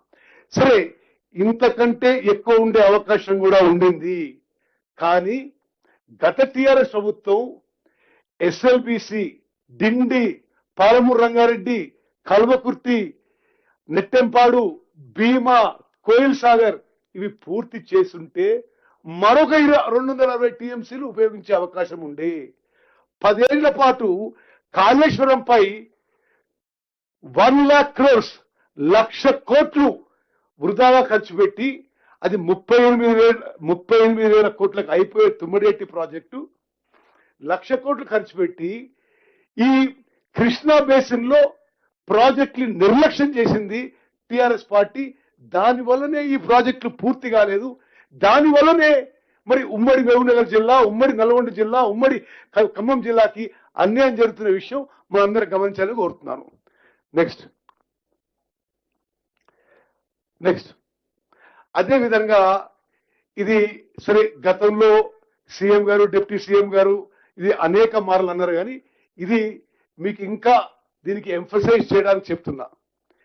2014 నుంచి 2023 వరకు అనేక సందర్భాల్లో ఆనాటి ముఖ్యమంత్రి, ఆనాటి ఇరిగేషన్ మంత్రి గవర్నమెంట్ ఆఫ్ ఇండియా దగ్గర అపెక్స్ కౌన్సిల్ మీటింగ్ లో, కేఆర్ఎంబి మీటింగ్ లో, ఫస్ట్ అపెక్స్ కౌన్సిల్ మీటింగ్ లో, మళ్ళీ రెండో అపెక్స్ కౌన్సిల్ మీటింగ్ లో మాకు 34% నీళ్లు సరిపోతాయి, కృష్ణానదీ జలాల్లో మీరు 66% ఆంధ్రాకి ఇవ్వండి, మాకు 34% సరిపోతాయి అని చెప్పి 1, 2, 3, 4, 5 సార్లు సంతకం పెట్టి 2020లో ఈ బ్రిజేష్ ట్రిబ్యునల్ ఏదో నడుస్తుందో ఇప్పుడు కృష్ణా వాటర్ షేరింగ్ కి, ఈ ట్రిబ్యునల్ హియరింగ్ వచ్చే వరకు మీరు ఆంధ్రాకి 66% ఇవ్వండి, మాకు 34% ఇవ్వండి అని చేసి తెలంగాణకి ఎంత ద్రోహం చేసిందో మీరు అందరూ గమనించాలి. ఒకేసారి మొత్తం ఇప్పటి నుంచి ఆ ట్రిబ్యునల్ ఎన్నేళ్లు పడితే అన్నేళ్లు, అప్పటి వరకు ఆంధ్రాకి కృష్ణానది జిల్లాలో 66% ఇవ్వండి, మాకు 34% ఇవ్వండి అని చెప్పి లిఖిత పూర్వకంగా సంతకం పెట్టి ఇచ్చిండ్రు. ఈ విషయాన్ని మీరు గమనించాలని చెప్పి కోరుకుంటారు. నెక్స్ట్, మరి అదే విధంగా సరే ఇది కవర్ చేసిన మనం మరి ఈ జగన్మోహన్ రెడ్డి గారు ఈ అప్పుడు చీఫ్ మినిస్టర్ మీటింగ్స్ ఇక్కడ, అదే విధంగా ఆ తర్వాతనే ఈ రాయలసీమ లిఫ్ట్, ఆ తర్వాత 44,000 క్యూసెక్ నుంచి 92,000 క్యూసెక్ పెంచింది. ఇవన్నీ కూడా ఇంతకుముందు స్లైడ్ లో కవర్ చేశాం. నెక్స్ట్ సరే, ఇప్పుడు మన ప్రభుత్వం ఏం చేస్తుంది? ఒకటి, మీ అందరి ద్వారా యావత్ తెలంగాణ ప్రజానీకానికి కృష్ణా నదీ జలాల విషయంలో మన ప్రభుత్వం అత్యంత సమర్థవంతంగా, సిన్సియారిటీతో, కమిట్మెంట్ తో, చిత్తశుద్ధితో మన రాష్ట్రానికి రావాల్సిన కృష్ణా రివర్ వాటర్స్ షేర్ మీద అన్ని స్థాయిల్లో కొట్లాడుతున్నాము. బ్రిజేష్ ట్రిబ్యునల్ ఇప్పుడు హియరింగ్ నడుస్తుంది ఢిల్లీలో. స్వయంగా ఇరిగేషన్ మినిస్టర్ నేనే హాజరవుతున్నా. మన అడ్వకేట్స్ సరిగ్గా వాదనలు చెప్తున్నా లేదా, మరి అవతల అడ్వకేట్లు ఏ వాదనలు చెప్తున్నారు, ఏ విధంగా ఆ ట్రిబ్యునల్ ముందుకు పోతుంది అని చెప్పి. మరి ఈ బ్రిజేష్ ట్రిబ్యునల్ తుది వాదనలు మొదలైనవి, ఫైనల్ ఆర్గ్యుమెంట్స్ మొదలైనవి. మేము ముఖ్యమంత్రి గారు, నేను పోయినసారి సిఆర్ పాటిల్ గారు సెంట్రల్ మినిస్టర్ కలిసినప్పుడు ఇంకో విషయం రిక్వెస్ట్ చేస్తున్నాం. సెంట్రల్ గవర్నమెంట్ ద్వారా ట్రిబ్యునల్ మీద మీరు మీ గుడ్ ఆఫీస్ ఉపయోగించి అది తొందరగా తీర్పు ఇప్పియండి మాకు. మేము ఆ వాదనలు 71% వాటర్ కోసం అడిగినని చెప్పి చెప్పడం జరిగింది. అదేవిధంగా సరే ముందు చెప్పినట్టుగా మనం ఇప్పుడు 811 టీఎంసీల్లో 575 టీఎంసీలు మనకి ఇవ్వాలి, 71% వాటా మనకి ఇవ్వాలని చెప్పి ట్రిబ్యునల్ మీద వాదిస్తున్నాము. అదేవిధంగా 10 ఏళ్ల టీఆర్ఎస్ ప్రభుత్వంలో వాళ్ళు ఏనాడు కూడా ఇప్పుడు ఉమ్మడి ఆంధ్రప్రదేశ్లో శ్రీశైలం బ్యాక్ వాటర్స్ నుంచో రైట్ కెనాల్ నుంచో ఆంధ్రప్రదేశ్ అక్రమంగా నీళ్లు తరలిస్తుంటే మరి కేంద్ర ప్రభుత్వం ఒక విధానం చెప్పింది. ఏమన్నారు?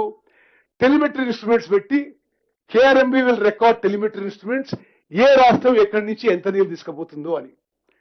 టెలిమెట్రీ ఇన్స్ట్రుమెంట్స్ విషయంలో 10 ఏళ్లలో అసలు ముందుకు పోలేదు. మన ప్రభుత్వం వచ్చిన తర్వాత, మన గవర్నమెంట్ ఏర్పడిన తర్వాత మేము కేఆర్ఎంబికి, కృష్ణా రివర్ మేనేజ్మెంట్ బోర్డుకి ఏం చెప్పినామంటే, మీరు కనీసం సరిగ్గా ఎవరెంత నీటిని ఉపయోగించుకుంటారో అని లెక్క చేయడానికి టెలిమెట్రీ ఇన్స్ట్రుమెంట్స్ కి నార్మల్ గా గవర్నమెంట్ ఇండియా పైసలు ఇవ్వాలి, గవర్నమెంట్ ఆఫ్ ఆంధ్రప్రదేశ్ పైసలు ఇవ్వాలి, గవర్నమెంట్ ఆఫ్ తెలంగాణ పైసలు ఇవ్వాలి. వాళ్ళు పైసలు ఇవ్వకున్నా సరే, అది ఎన్ని కోట్లైనా సరే మేమే పైసలు పెట్టి మీరు టెలిమెట్రీ ఇన్స్ట్రుమెంట్స్ ఏర్పాటు చేయండి, ఏ రాష్ట్రానికి ఎక్కడి నుంచి ఎన్ని నీళ్లు పోతున్నాయో దాన్ని మెజర్మెంట్ చేసి ఒక సెంట్రలైజ్ రికార్డ్ చేయమని చెప్పి మనం వచ్చిన తర్వాత, మన ప్రభుత్వం వచ్చిన తర్వాత మన చొరవతో ఏర్పడ్డ విషయం కూడా మనం చేస్తున్నాను. అదేవిధంగా పాలమూరు రంగారెడ్డి లిఫ్టిగేషన్ స్కీమ్ నీటి కేటాయింపు కోసం వాళ్ళ హయాంలో ఒక చిక్క నీటి కేటాయింపు జరగలే. ఆ నీటి కేటాయింపు కోసం, అదేవిధంగా అనుమతుల కోసం సిడబ్ల్యూసి ముందు మన ప్రయత్నం కొనసాగుతుంది. అతి త్వరలో మొదటి ఫేజ్ గా 45 టీఎంసీలు కేటాయింపు చేయడానికి నేను పూర్తి విశ్వాసంతో ఉన్న. సెకండ్ 45 టీఎంసీ ట్రిబ్యునల్ హియరింగ్ వస్తుందని చెప్పి మా అభిప్రాయం. నెక్స్ట్. ఓకే, ఈ విధంగా కృష్ణా నదీ జలాల విషయంలో నేను 1-2 విషయాలు మీకు సమరైజ్ చేస్తున్నా. గతంలో టిఆర్ఎస్ అధికారంలో ఉన్న దానికంటే ఇప్పుడు మనం కృష్ణా నదీ జలాల్లో వాటా విషయంలో, వాటర్ అలొకేషన్ విషయంలో సమర్థవంతంగా మన వాదన వినిపిస్తున్నాం, ఎక్కువ నీళ్ళు అడుగుతున్నాం. ట్రిబ్యునల్ నా అభిప్రాయంలో మన వైపే మన వాదనలు గట్టిగా వింటుందని చెప్పి నాకు అనిపిస్తుంది. అదేవిధంగా మీ అందరికీ చాలా స్పష్టం కావాలి, 10 ఏళ్ల టిఆర్ఎస్ పరిపాలనలోనే కృష్ణా నదీ జలాలు అక్రమంగా అవుట్ ఆఫ్ బేసిన్ రాయలసీమకి తరలించడానికి ఇన్ఫ్రాస్ట్రక్చర్ క్రియేషన్ ఎక్కువ జరిగింది గత 10 ఏళ్లలో టిఆర్ఎస్ ప్రభుత్వంలో. ఈ విషయం కూడా మీకు చెప్పిన విషయం ఏంది, ఇదివరకు 4.1 టీఎంసీ పర్ డే ఉంటే ఇప్పుడు 9.6 టీఎంసీ పర్ డే టిఆర్ఎస్ ప్రభుత్వంలోనే జరిగిందనే విషయాన్ని మీరు గమనించాలి. ఇప్పుడు సరే సమయం తక్కువ ఉంది, షార్ట్ లో నెక్స్ట్ విషయానికి పోదాం. ఇప్పుడు మనం అధికారంలో రాకముందే మేడిగడ్డ బ్యారేజ్ కూలిపోయింది. అంటే మనం December 7th కి మన ప్రమాణ స్వీకారం అయింది. October 21st కి sorry yes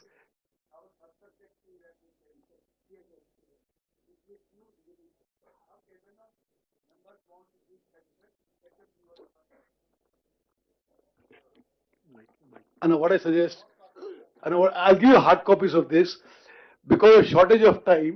Let me go on to the next subject. We'll discuss both together. Okay. మీరు అందరు నోట్ చేసుకోండి. Okay, after this we'll discuss all issues depending on time available. సరే, నౌ జస్ట్ బ్రాడ్ ఇష్యూస్ చెప్తా నేను. ఏది Medigadda barrage విషయంలో మనం అధికారంలోకి రాకముందే మేడిగడ్డ బ్యారేజ్ కొలాప్స్ అయింది. అసలు దాన్ని పూర్వపురాలు, దాని కొంత హిస్టరీకి పోతే అసలు ఆశ్చర్యపోయే విషయం ఏంటంటే తుమ్మడి హట్టి నుంచి ఎందుకు మేడిగడ్డకు షిఫ్ట్ చేసినది there is no conclusive evidence on paper. వాళ్ళు చెప్పిన కారణాలు they do not appear logical or rational. Broad గా తుమ్మడి హట్టి దగ్గర గత కాంగ్రెస్ ప్రభుత్వం 38,000 కోట్లతో ప్రాజెక్టు మొదలు పెట్టింది. Just go to that basics of Tummidi Hatti. Just go to the slide. No, go to the next slide.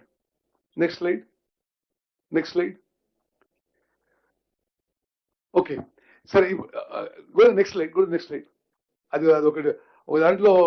Okay, ఇప్పుడు 38,000 కోట్లతోని తుమ్మడేటి ప్రాజెక్ట్ మొదలు పెట్టిండ్రు. కొన్ని అప్రూవల్స్ వచ్చినాయి. ఎంత పని జరిగింది ఇది మీరు ఆశ్చర్యపోతారు. Doctor BR Ambedkar Pranahita Chevella Sujala Sravanthi project 11,679 కోట్ల పనులు జరిగినాయి. అంటే మొత్తం ప్రాజెక్టులో 32% పనులు జరిగినాయి. ఆ తర్వాత మరి తెలంగాణ రాష్ట్రం ఏర్పడ్డది. టిఆర్ఎస్ అధికారంలో వచ్చింది. టిఆర్ఎస్ అధికారంలో వచ్చిన తర్వాత వాళ్ళు జూన్ 2014లో అధికారంలో వచ్చిండ్రు. డిసెంబర్ 2014లో ఆనాటి ముఖ్యమంత్రి కేసీఆర్ గారు వారే స్వయాన కేంద్ర ప్రభుత్వానికి లేఖ రాసిండ్రు. ఏమని? ఇది doctor BR Ambedkar Pranahita Chevella Sujala Sravanthi programme ఒక అద్భుతమైన ఇరిగేషన్ ప్రాజెక్ట్. అది మాకు అది చాలా అవసరం. అది ఎంతో నీడ్ ఆఫ్ ది స్టేట్. దాన్ని మీరు నేషనల్ ప్రాజెక్ట్ స్టేటస్ చేసి ఏ విధంగా అయితే ఆంధ్రాకి పోలవరం ఇచ్చారో తెలంగాణకు కూడా ఈ ప్రాజెక్ట్ కి నేషనల్ ప్రాజెక్ట్ స్టేటస్ ఇవ్వమని చెప్పి కోరడం జరిగింది. ఆ స్టేజ్ వరకే ఫీజిబిలిటీ రిపోర్ట్ సబ్మిట్ అయింది సిడబ్ల్యూసీకి. ఇన్ ప్రిన్సిపల్ క్లియరెన్స్ వచ్చి సిడబ్ల్యూసీ నుంచి డిపిఆర్ కూడా సిడబ్ల్యూసీకి సబ్మిట్ అయింది. The project was in the final stage of approval by CWC. అదిగాక అదర్ స్టేటస్ స్టాట్యూటరీ క్లియరెన్స్ ఏదైతే వచ్చినావో అది central soil research and material station, CMC, agriculture ministry, central ground water board, ministry of environments, వీటివన్నిటివి the approvals and statutory clearance for the Tummadihatti project were received. Also, public hearings were completed in 7 districts of erstwhile Andhra Pradesh. ఏది ఆ project విషయంలో. దీనికి మరి 7 జిల్లాల్లో ఆదిలాబాద్, కరీంనగర్, నిజామాబాద్, మెదక్, నల్గొండ, వరంగల్, రంగారెడ్డి జిల్లాలకి 16,40,000 ఎకరాలకి 38,000 కోట్లతో ప్రాజెక్టు పనులు మొదలై 11,000 కోట్ల పనులు పూర్తయినాయి. దీనికి అప్పటి పవర్ రిక్వైర్మెంట్ అంచనాలు 3,400 మెగావాట్లు. అయితే ఏం చేసినప్పుడు ఈ ప్రాజెక్టుకి ఏదో ప్రాబ్లమ్స్ ఉన్నట్టుగా ఈ ప్రాజెక్టుకి ఏదో సబ్మర్జెన్స్ అని సాకు చూపెట్టి ఈ ప్రాజెక్టుకి నీళ్లు లేని సిడబ్ల్యూసి రాసిందని చెప్పి ఈ ప్రాజెక్టుని ఇక్కడికిక్కడే వదిలేసి ఇప్పుడు ఈ మేడిగడ్డ అన్నారు సుందిల్ల ప్రాజెక్టు మొదలుపెట్టడం జరిగింది. ఎంత కాస్ట్ డిఫరెన్స్? 38,000 కోట్ల నుంచి సుమారు కొత్త ఆయకట్టు అదే. ఇది తుమ్మడేటి బ్యారేజ్ కి 16.4 lakh acres. ఇది వాళ్ళు కట్టిన మేడిగడ్డ అన్నారు సుందిల్ల ఆ బ్యారేజెస్ తో ప్రాజెక్టు 18.5 lakh acres. అంటే 2 లక్షల ఎకరాల కోసం ప్రాజెక్టు కాస్ట్ 4 ఇంతలు పెరిగింది. ఇప్పుడు ఇప్పుడు నేనంటున్న మాటలు కాదు, controller and auditor general of India వాళ్ళు 2022లో వేసిన అంచనాల మేరకు కాళేశ్వరం ప్రాజెక్టు పూర్తి చేయాలంటే 22లో అంటున్న మాట 1.47 lakh crores కావాలి. జస్ట్ ఒకసారి ఆలోచన చేయండి. సుమారు కొత్త ఆయకట్టు ఆల్మోస్ట్ సేమ్. ఏది తుమ్మడి ఎట్టు దగ్గర ఇది Pranahita Chevella project, Kaleshwaram project only 2 lakh acres. అంటే వాళ్ళు చెప్తుంది ఆ కొత్త ఆయకట్టు వచ్చేది లేదు, దేవుని తెలుసు. అయితే 2 లక్షల ఎకరాల కొత్త ఆయకట్టు కోసం 38,000 కోట్లతో పూర్తయ్యే ప్రాజెక్టుని ఇప్పుడు 1,50,000 కోట్లకి పెరిగే పరిస్థితి అంటే అసలు తెలంగాణ రాష్ట్రం మీద, తెలంగాణ రాష్ట్ర ప్రజానీకం మీద ఎంత శాశ్వత బర్డనో ఒకసారి ఆలోచన చేయండి. నేను ఇరిగేషన్ మంత్రి మీకు చెప్తున్నా, పోయిన బడ్జెట్లో మరి భట్టి గారు చెప్పిన ఒక లెక్క ప్రకారము ఇరిగేషన్ శాఖకు వచ్చే బడ్జెట్లో నుంచే ఇరిగేషన్ లోన్ కట్టాలి, వేరే లేదు. ఇరిగేషన్ శాఖకు వచ్చే బడ్జెట్ నుంచే ఇరిగేషన్ లోన్ కట్టాలి. పోయిన ఆర్థిక సంవత్సరంలో ఇరిగేషన్ మీద తీసుకున్న లోన్లకి ఇంట్రెస్ట్ కానీ ప్రిన్సిపల్ కానీ 16,000 కోట్లు కట్టినము ఒక సంవత్సరానికి. అది ఇంకా పూర్తి స్థాయి రీపేమెంట్ మొదలుగాలే.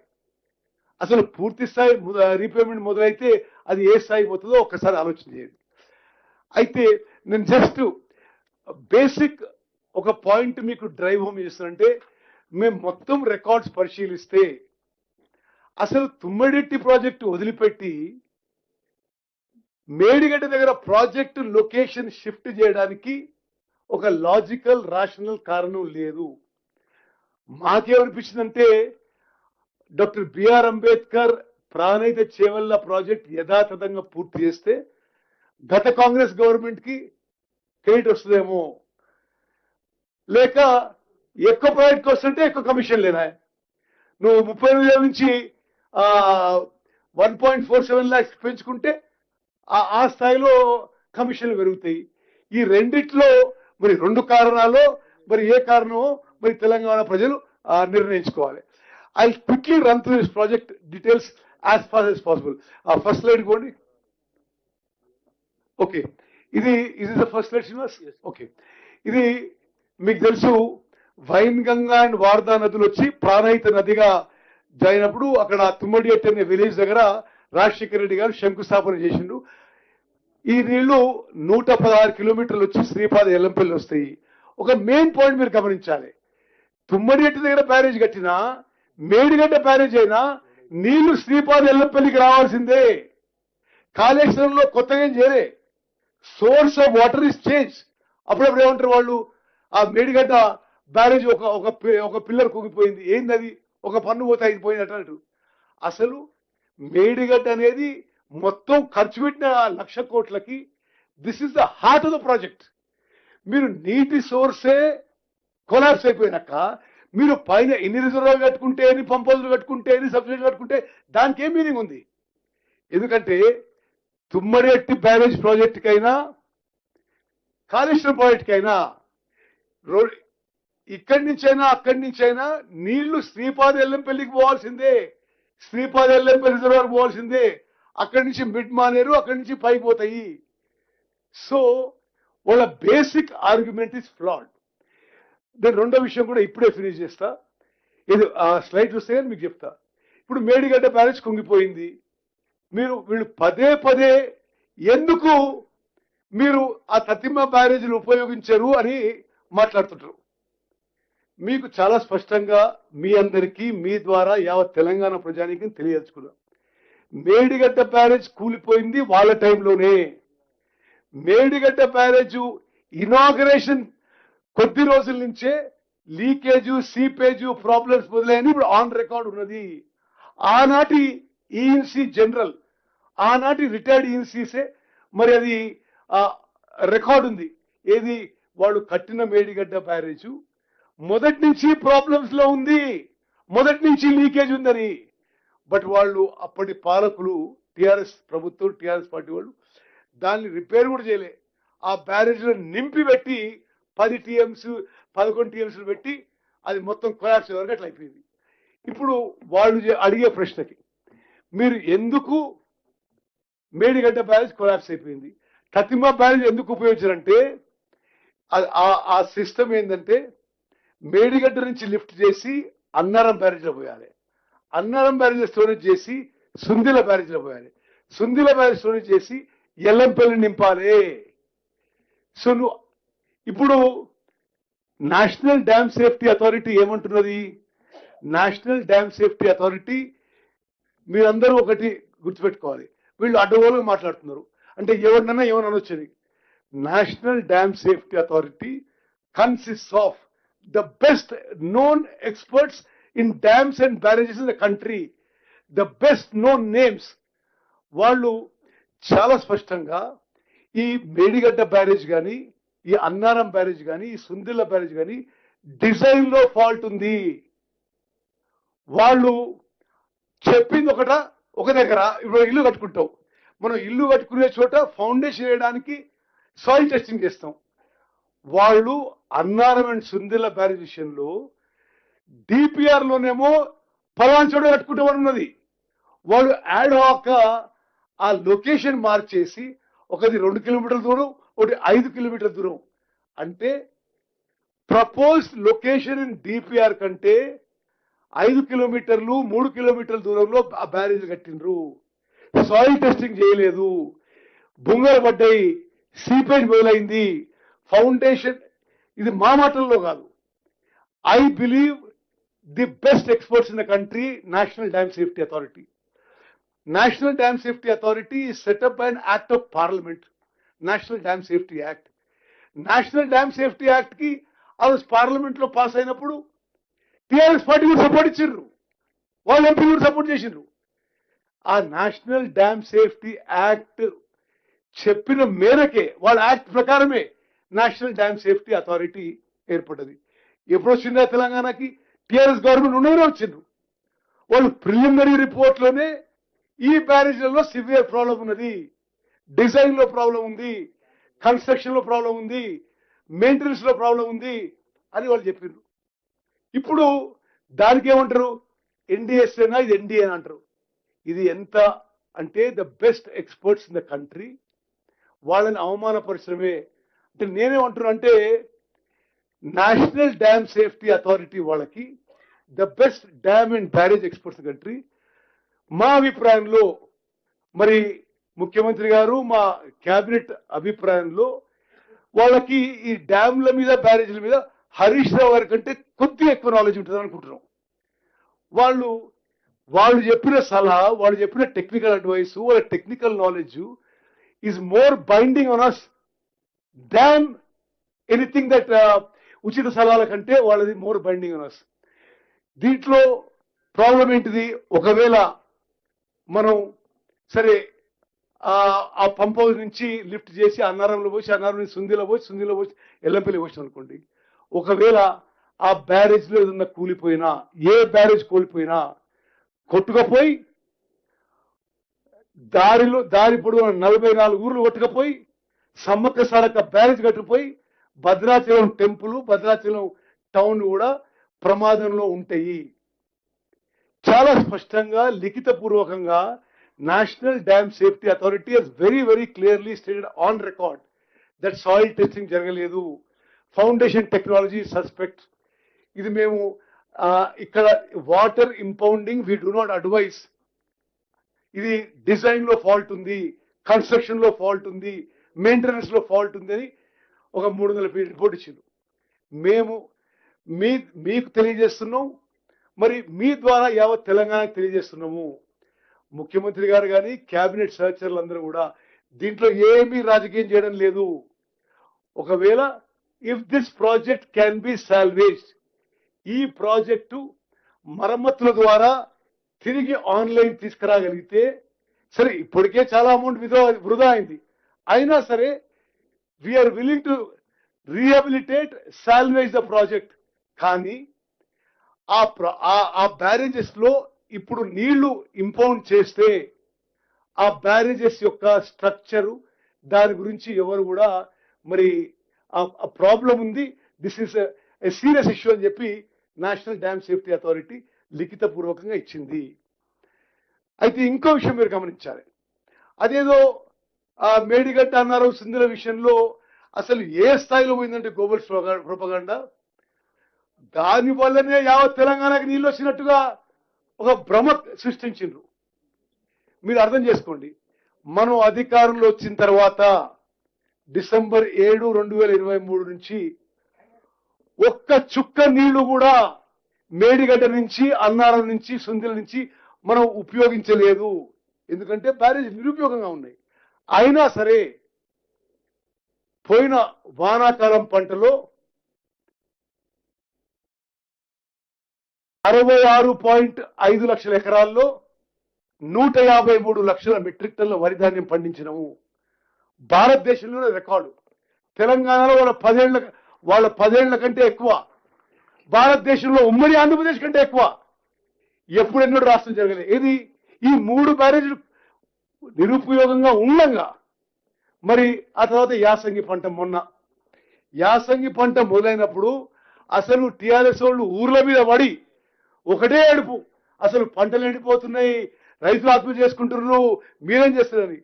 యాసంగి పంటలో మరోసారి భారతదేశంలో యాసంగిలో రికార్డు పంట పండింది మన ప్రభుత్వంలో అని చెప్పి నేను మనం చేస్తున్నా. 2 పంటలు కలిపి 283 లక్షల మెట్రిక్ టన్నుల వరి ధాన్యం పండింది. ఎప్పుడు ఇది ఈ మేడిగడ్డ, ఈ అన్నారం, ఈ సుందిళ్ళ బ్యారేజ్లు నిరుపయోగంగా ఉండగా, ఇది వాళ్ళు చేసిన దుష్ప్రచారానికి ఇంతకంటే మనకి వేరే ఫ్యాక్ట్ అవసరం లేదు. అదేవిధంగా ప్రతి విషయంలో అబద్ధాలు. ఇప్పుడు వాళ్ళేదో మేడిగడ్డని తీసుకొచ్చిన నీళ్లు మరి మొత్తం రాష్ట్రంలో ఆ కాళేశ్వరం ఆయకట్టే కాదు, ఎస్ఆర్ఎస్పికి అదే నీళ్లు, నిజాం సాగర్కి అదే నీళ్లు, సింగూర్కి అదే నీళ్లు, ఫ్లడ్ ఫ్లో కెనాల్కి అదే నీళ్ళు అని చూపెట్టారు. మేము లెక్కలు తీస్తే, యాక్చువల్ మెజర్మెంట్స్ తీస్తే మొత్తం 5 ఏళ్లలో వాళ్ళ హయాంలో ఇది మేడిగడ్డ బ్యారేజ్ ఇనాగ్రేట్ చేసిన తర్వాత మొత్తం నీళ్లు లిఫ్ట్ చేసింది 165 టీఎంసీలు. మొత్తం లిఫ్ట్ చేసింది 165 టీఎంసీల్లో 60 అది చూపెట్టు, స్లైడ్ చూపెట్టు.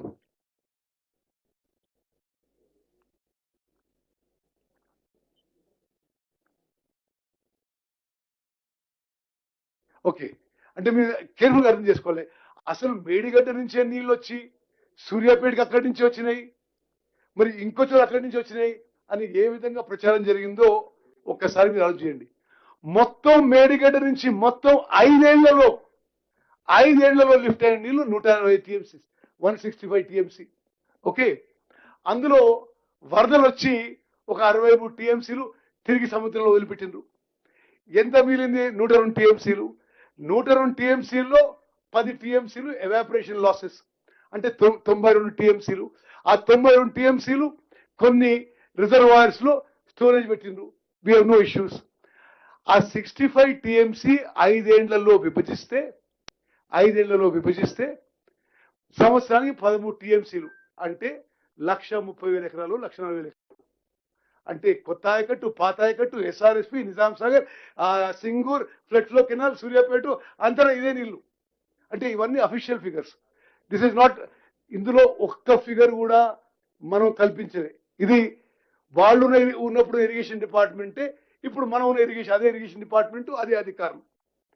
మరి ఈ విధంగా ఈ మేడిగడ్డ, అన్నారం, సుందిళ్ళ బ్యారేజ్ల విషయంలో పదే పదే అబద్ధాలు, ఒక గ్లోబల్ ప్రొపగండా, మనం ఏదో చేయనట్టు. అసలు ఒక పెద్ద మనిషి అంటాడు, మేము 1,00,000 మంది తీసుకొని పంపులు ఆన్ చేస్తామంటారు. అరే, మీ వల్ల కూలిపోయింది, మీ వల్ల ఆర్థిక వ్యవస్థ నాశనం అయిపోయింది, శాశ్వతంగా ఆర్థిక వ్యవస్థ నాశనం అయిపోయింది. మీ డిజైన్ లోపం, మీ కన్స్ట్రక్షన్ లోపం, మీ ఓఎండ్ఎం లోపంతో కూలిపోయిన బ్యారేజ్లని మేము ఏం చేయాలి, ఎట్లా చేయాలి, బాగు చేయాలని మేము ఆలోచన చేస్తుంటే, నేను మళ్ళీ అంటున్నా, ముఖ్యమంత్రి గారికి కానీ సహచర మంత్రివర్యులు ఎవరికి కూడా దీనిలో ఏమీ రాజకీయం చేయడం లేదు. సరే, మీరు పొరపాటు చేసిండ్రు, మీరు రాష్ట్రంలో అమూల్యమైన ప్రజాస్వామ్యాన్ని దుర్వినియోగం చేసిండ్రు. సరే, దానికి జరిగే పరిణామాలు దానికి ఉంటాయి. బట్ ఈ కాళేశ్వరం ప్రాజెక్ట్ విషయంలో ఉన్న ప్రాజెక్ట్ ని సాల్వేజ్ చేయడానికి, రీహాబిలిటేట్ చేయడానికి ఒక పాజిటివ్ మైండ్ తో ముందుకు పోతున్నాం అని చెప్పి కూడా మీ అందరికి మనం చేస్తూ, మీ ద్వారా యావత్ తెలంగాణ ప్రజలకు మనం చేస్తున్నా. ఇప్పుడు వాళ్ళ దుష్ప్రచారం ఏ స్థాయికి చేరిందంటే, మొన్న ఒక కాంగ్రెస్ ఎమ్మెల్యే వచ్చి నన్ను అడుగుతున్నాడు, అన్నా వాళ్ళు అంటుండ్రు అసలు ఇటు నుంచి అటు నుంచి ఏదో నింపొచ్చు కదా అని అంటున్నాడు ఆయన. నేనేమన్నంటే అట్లా కాదు, ఇప్పుడు నింపడానికి రేవంత్ రెడ్డి గారికి నాకు ఏమవుతుంది, కానీ ఆ బ్యారేజీలు కొలాప్స్ అయితే ఎవరు బాధ్యులు? ఆ బ్యారేజీల పరిస్థితి ప్రమాదకరంగా ఉంది, అనుమానంగా ఉంది అని highest body in this country, national dam safety authority, he's given in writing that the design, the construction, the maintenance is suspect. This structure is in distress. దీన్ని మీరు హోలిస్టిక్ రిహాబిలిటేషన్ చేయండి, ఉపయోగించొద్దు, వాటర్ ఇంపోర్ట్ చేయొద్దు అని చెప్పడం జరిగింది. మీ ద్వారా నేను 2 main message ఇవ్వదలుచుకున్నా. తుమ్మడి అట్టి నుంచి మేడిగడ్డకి షిఫ్ట్ చేయడం శాశ్వతంగా నేను ఒక కాంగ్రెస్ మంత్రిగా కాదు, ఒక పౌరునిగా విశ్వసించే విషయం. This shifting was not in the interest of the state, was not interest of Telangana public, was not interest of Telangana farmer. ఇది వాళ్ళ స్వార్థం కోసం, వాళ్ళ కకృతి కోసం. మరి అది అసమర్థతనా, నిర్లక్ష్యమా, అహంకారమా, మరి మీరు జడ్జ్ చేయాలి. బట్ 38,000 కోట్లతో పూర్తయ్యే ప్రాజెక్టుని 1,00,000 కోట్లకు పెంచి కట్టిన ప్రాజెక్ట్ కూలిపోతే అది రేవంత్ రెడ్డి గారు నేనే తప్పు చేసినట్టుగా మాట్లాడుతుంటే అసలు ఇంతకంటే అనివార్య విషయం ఉందా? అసలు లేస్తే ఇదే మాట్లాడతారు. మీరు ఎట్లా చేస్తలేరు, అట్లా చేస్తలేరు. నేను ఇరిగేషన్ మంత్రిగా స్వయాన ఢిల్లీలో national dam safety authority meeting స్వయంగా అటెండ్ అయినా, ఆ ఎక్స్పర్ట్స్ మాట్లాడినా. నేను పోయి అడిగినా, ఇది మేడిగడ్డ బ్యారేజ్ కొలాప్స్ అయిపోయింది, మరి అన్నారం సుందిల బ్యారేజెస్ లో నీళ్లు స్టోర్ చేసుకొచ్చి అక్కడి నుంచి ఎల్లంపల్లి నుంచి లిఫ్ట్ చేయాలి. అది ప్రమాదకరం, అది చేయడానికి మీరు కొన్ని స్టెప్స్ తీసుకోవాలి. ఈ విధమైన జియో టెక్నికల్ ఇన్వెస్టిగేషన్ చేయాలి, ఈ విధంగా రిహాబిలిటేషన్ చేయాలి అని చెప్పి వాళ్ళు వే ఫార్వర్డ్ ఇచ్చారు. అది మేము తూచా తప్పకుండా ఫాలో అయ్యి ఈ కాళేశ్వరం ప్రాజెక్ట్ విషయంలో ఈ రాష్ట్రానికి ఇది ఒక గుదిబండగా మారబోతుంది. అయినా సరే ఆల్రెడీ ప్రజల పైసలు ఖర్చు పెట్టిండు, అది ఉపయోగించాలనే ఒక సదుద్దేశంతో మేము ముందుకు పోతున్నాం అని చెప్పి మేము మనవి చేస్తూ, మీ అందరికీ క్లారిటీ ఇవ్వడానికి ఆ ఎన్డీఎస్ఏ కమిటీ ఒకసారి మీరు చూడండి. ఆ ఎన్డీఎస్ఏ కమిటీ పెట్టండి.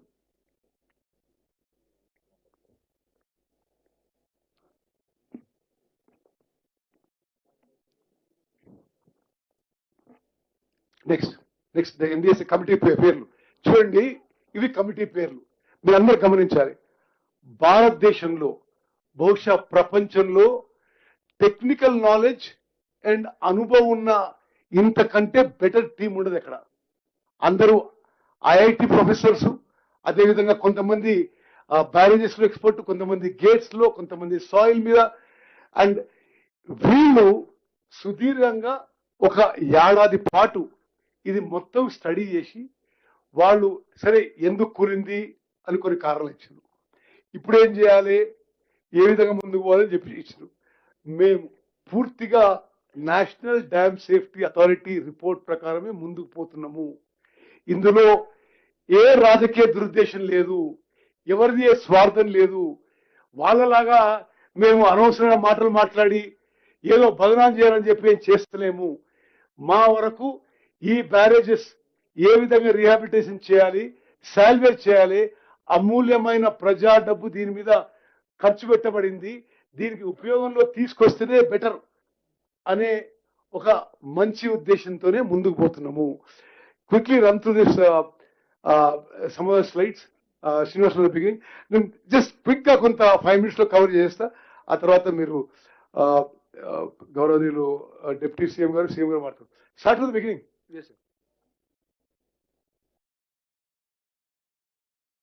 సరే, ఇది ఒకటి, ఈ ప్రాణహిత చేవెళ్ల ప్రాజెక్టు మేడిగడ్డకి ఎందుకు షిఫ్ట్ చేసిండ్రు? It is completely the motive is suspect. వాళ్ళు సిడబ్ల్యూసి నీళ్లు లేవు అని చెప్పింది అన్నారు, అది అబద్ధము. ఓకే, ఆ రికార్డు కూడా మన దగ్గర ఉన్నాయి. రెండో విషయం, మహారాష్ట్రలో సబ్మర్జర్స్ అంటున్నారు. 152కి అయితే 3000 odd acres, 151 అయితే 151 లెవెల్ అయితే దానికంటే తక్కువ సబ్మర్జెన్స్, 150 అయితే దానికంటే తక్కువ సబ్మర్జెన్స్, 148 అయితే minimum submergence. On record chief engineers of Maharashtra and Telangana కూర్చొని 148 లెవెల్లో మీరు కట్టినా సుమారు 160 టీఎంసీలు మీరు ఇక్కడికి వెళ్ళి తీసుకుపోయి 16 లక్షల ఎకరాలకి 7 జిల్లాల్లో ఇవ్వగలుగుతారు అనేది ఇట్స్ ఆన్ రికార్డ్. సరే 148 ఆ తుమ్మడిహట్టి బ్యారేజ్ 148 కట్టినా, 149 కట్టినా, 150 కట్టినా మీరు అందరూ అర్థం చేసుకోవాలి. మహారాష్ట్రలో సబ్మర్జెన్స్ అంటారు. మహారాష్ట్రలో ఆనాడు భూసేకరణ ఖరీదు 5 లక్షల ఎకరం. మనం 50 లక్షల ఎకరం ఇచ్చినా 50 లక్షల ఎకరం ఇచ్చినా ఒక 2-3 వేల కోట్లు అయిపోయింది. ఎక్కడ 2-3 వేల కోట్లు, ఎక్కడ 1,00,000 కోట్లు పెంచడం అంటే ఫస్ట్ పాయింట్ ఏంటంటే ఈ తుమ్మడిహట్టి బ్యారేజ్ నుంచి ప్రాజెక్ట్ షిఫ్ట్ చేయడం ఇది సహేతుకమైన నిర్ణయం కాదు. This is not in the interest of Telangana, this is not in the interest of Telangana public, this is not in interest of Telangana farmers. గతంలో కాంగ్రెస్ పార్టీ మొదలుపెట్టిన బిఆర్ అంబేద్కర్ మరి ప్రాణహిత చేవల్ల సుజల శ్రవంతి మరి ప్రాజెక్టు పూర్తి చేయాల్సి ఉండే. ఆర్థికంగా మాట్లాడితే అది 38,000 కోట్లు అయిపోయేది, మరో 1,00,000 కోట్లు దానికి ఇప్పుడు ఖర్చు అవుతుంది. అదేవిధంగా నీళ్లు లేవు అని అక్కడ రాసిన దాంట్లో నీళ్లు లేవు అనే మాట సిడబ్ల్యూసి ఎన్నడూ అనలేదు. మూడో మాట సమ్మర్జెన్స్ విషయంలో ఆ రోజు భూసేకరణకి 5 లక్షలు అయితే మనం 50 లక్షలు ఇస్తే దాని ఖర్చు తక్కువ అయ్యేది ఈ ప్రాజెక్ట్ షిఫ్టింగ్ బదులు. అన్ని విధాలుగా shifting of the project from Tummidihatti to Medigadda was wrong. ఆ తర్వాత ఈ ప్రాజెక్టు డిజైన్ లో, కన్స్ట్రక్షన్ లో, ఓఎన్ఎం లో ఇది మా అభిప్రాయం కాదు, బయట నుంచి ఎక్స్పర్ట్స్ అందరూ చెప్పింది ఇదన్నీ లోపభూయిష్టం ఉన్నాయి, they are flawed, they is a problem. ఎప్పుడు పోయేది ప్రాబ్లం? ఇప్పుడు కాదు, 2023 కాదు, ఇనాగ్రేషన్ అయిన వారం రోజుల నుంచే సీపేజ్ మొదలైంది. ఎవరిచ్చిన రిపోర్టు? అప్పుడు ఇంజనీర్లు ఇచ్చిండ్రు. ఇవన్నీ ఆన్ రికార్డులు ఉన్నాయి. అయితే ఈ విషయాలని దాచిపెట్టి ఏదో మేడిగడ్డ ఒక పన్ను పోయింది, ఒక పిల్లర్ పోయింది, మీరేదో తప్పు చేస్తారు. మేము ఏమీ తప్పు చేయడం లేదు. రాష్ట్ర ప్రజలకి, రాష్ట్ర రైతాంగానికి, రాష్ట్ర ఖజానాకి ఏది మేలంటే అదే సదుద్దేశంతో ముందుకు పోతున్నాం. ఈ కాళేశ్వరం ప్రాజెక్ట్ విషయంలో నిస్సందేహంగా గత బీఆర్ఎస్ ప్రభుత్వంలో పెద్ద మనుషులు ఈ విషయంలో ఘోర తప్పిదం చేసిండ్రు, ఘోర వైఫల్యమైంది. ఈ రాష్ట్రానికి శాశ్వతంగా ఆర్థికంగా మరి వెనక్కి నెట్టిన ప్రాజెక్టు కాళేశ్వరం ప్రాజెక్టు. మీకు సిఏజీ రిపోర్ట్ లో ఒక 2 లైన్లు చదువుతా. ఇది control and auditor general of India ఏమంటారంటే, this is executive summary of control and auditor general of India on Kaleshwaram project. The cost of the Kaleshwaram, ఇది 2022 లా, the cost of the Kaleshwaram project is now likely to exceed 1.47 lakh crores. 1.47 lakh crores as against cost of 81,000 crores projected to CWC. Tummidihatti 38,000 కోట్లు, వీళ్ళు కాళేశ్వరం 81,000 కోట్లు. ఇప్పుడు 2022లో CAG అనేది 1.47 lakh crores. అదేవిధంగా benefit cost ratio, మనం ఏ పని చేసినా దానికి ఎంత కాస్ట్ ఎంత పెడతాం, బెనిఫిట్ ఎంత అనేది ఇది ఇట్స్ స్టాండర్డ్ థింగ్. మనం ఏ పని చేసినా benefit cost ratio of this project was inflated. అంటే ఈ బీసీ రేషియోలో అబద్ధాలు చెప్పిందని సిఏజీ రిపోర్ట్ చెప్తుంది. అది అంటే 1.47 lakh crores ఖర్చు పెట్టినప్పుడు ఈ ప్రాజెక్టు మీద ఖర్చు పెట్టిన ప్రతి రూపాయికి వచ్చే ఈల్డ్ 52 పైసలు. ఇది సిఏజీ రిపోర్ట్ చెప్తుంది.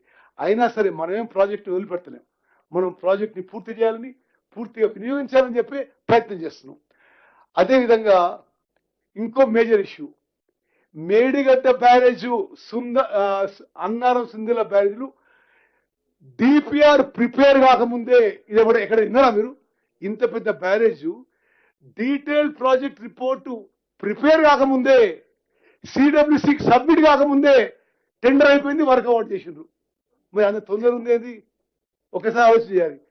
డీటెయిల్డ్ ప్రాజెక్ట్ రిపోర్ట్ తయారు చేయకముందే, సిడబ్ల్యూసికి సబ్మిట్ చేయకముందే ఆ పనులు మొదలుపెట్టిండ్రు. ఇంకో ముఖ్యమైన విషయం మీరు గుర్తుపెట్టుకోవాలి. 2016లో మేడిగడ్డ పనులు మొదలు పెడితే CWC clearance, which is the apex body for any irrigation project in India, came in 2018. అంటే వీళ్ళు పనులు పెట్టిన 2 ఏళ్ల వరకు ఏ అనుమతులు లేవు. అదేవిధంగా సిఏజీ రిపోర్ట్, నేను ఇంకోటి చదువుతా, అంటే ఎంత కక్కుర్తా ఏమనాలో మీరు డిసైడ్ చేయండి. The department showed undue haste in award of works. 17 works costing 25,000 crores were awarded even before approval of the DPR.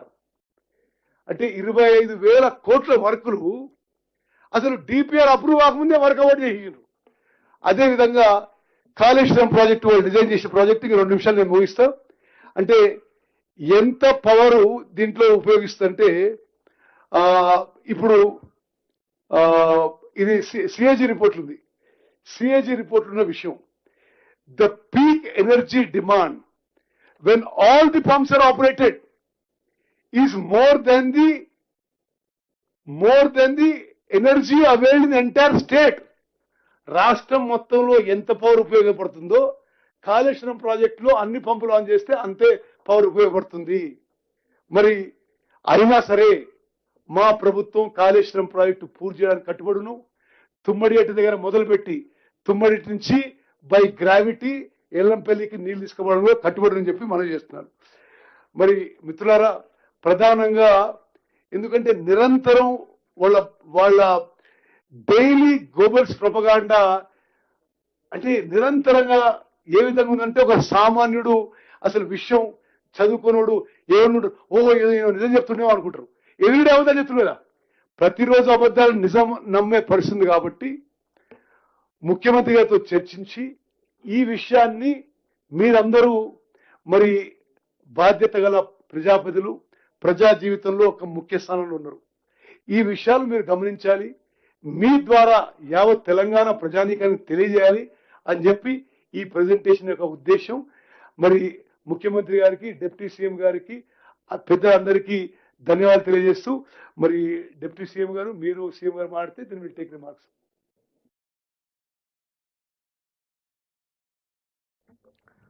గౌరవ ముఖ్యమంత్రి గారు, డిప్యూటీ ముఖ్యమంత్రి గారు, ఇరిగేషన్ మినిస్టర్ ఉత్తమ్ కుమార్ రెడ్డి గారు, మంత్రులు, ఎమ్మెల్యేలు, ఎమ్మెల్సీలు, ఎంపీలు, ప్రజాప్రతినిధులు, పిసిసి ఆఫీస్ బేర్స్ అందరికీ నమస్కారం. వాళ్ళు చక్కటి ప్రజెంటేషన్ ఇచ్చినారు. ప్రజల్లో నిజంగా కూడా అంటే ఈ పరిజ్ఞానం లేని వాళ్ళంతా అయోమయాలు ఉన్నారు. అసలు కొత్తగా వచ్చిన కాంగ్రెస్ మంత్రులు చెప్తుంది వాస్తవమా, కేసీఆర్ ఒక ప్రజాదరణ నుండి కాబట్టి ఆయన చెప్తే అది వాస్తవం అనే కన్ఫ్యూజన్లో ఉన్నారు. కాబట్టి ఇది ప్రజెంటేషన్ చాలా వరకు దోహదపడుతుంది. చాలా సందర్భాల్లో మనం గత ప్రభుత్వం నడిచినప్పుడు ఎన్నికల ముందు చెప్తూ వచ్చినాం, కాళేశ్వరం ప్రాజెక్టులో విపరీతమైన అవినీతి జరిగింది, కట్టాల్సిన చోట ప్రాజెక్టు కట్టలేదు, కట్టాల్సిన రీతిలో కట్టలేదు, అనవసరమైన వ్యయాన్ని పెంచినారు, తద్వారా విపరీతమైన అవినీతికి అవకాశం కలిగజేసిందనే మాట చెప్పినాము. చాలా వరకు ప్రజలు నమ్మినారు కూడా. ప్రభుత్వం రాగానే ప్రాజెక్టు కుంగిపోవడం కూడా చాలా వరకు దోహదపడింది. సో ఇవాళ దాన్ని ఎలా రిపేర్ చేయాలనే దాంట్లో మనమంతా సతమతం అవుతున్నాం. విపరీతమైన డబ్బులు అవసరమైనటువంటి ప్రాజెక్టు కాబట్టి దాన్ని ఏ విధంగా ముందుకు తీసుకెళ్ళండి. ప్రజలకు వాస్తవాలు తేలాల్సిన అవసరం ఉంది.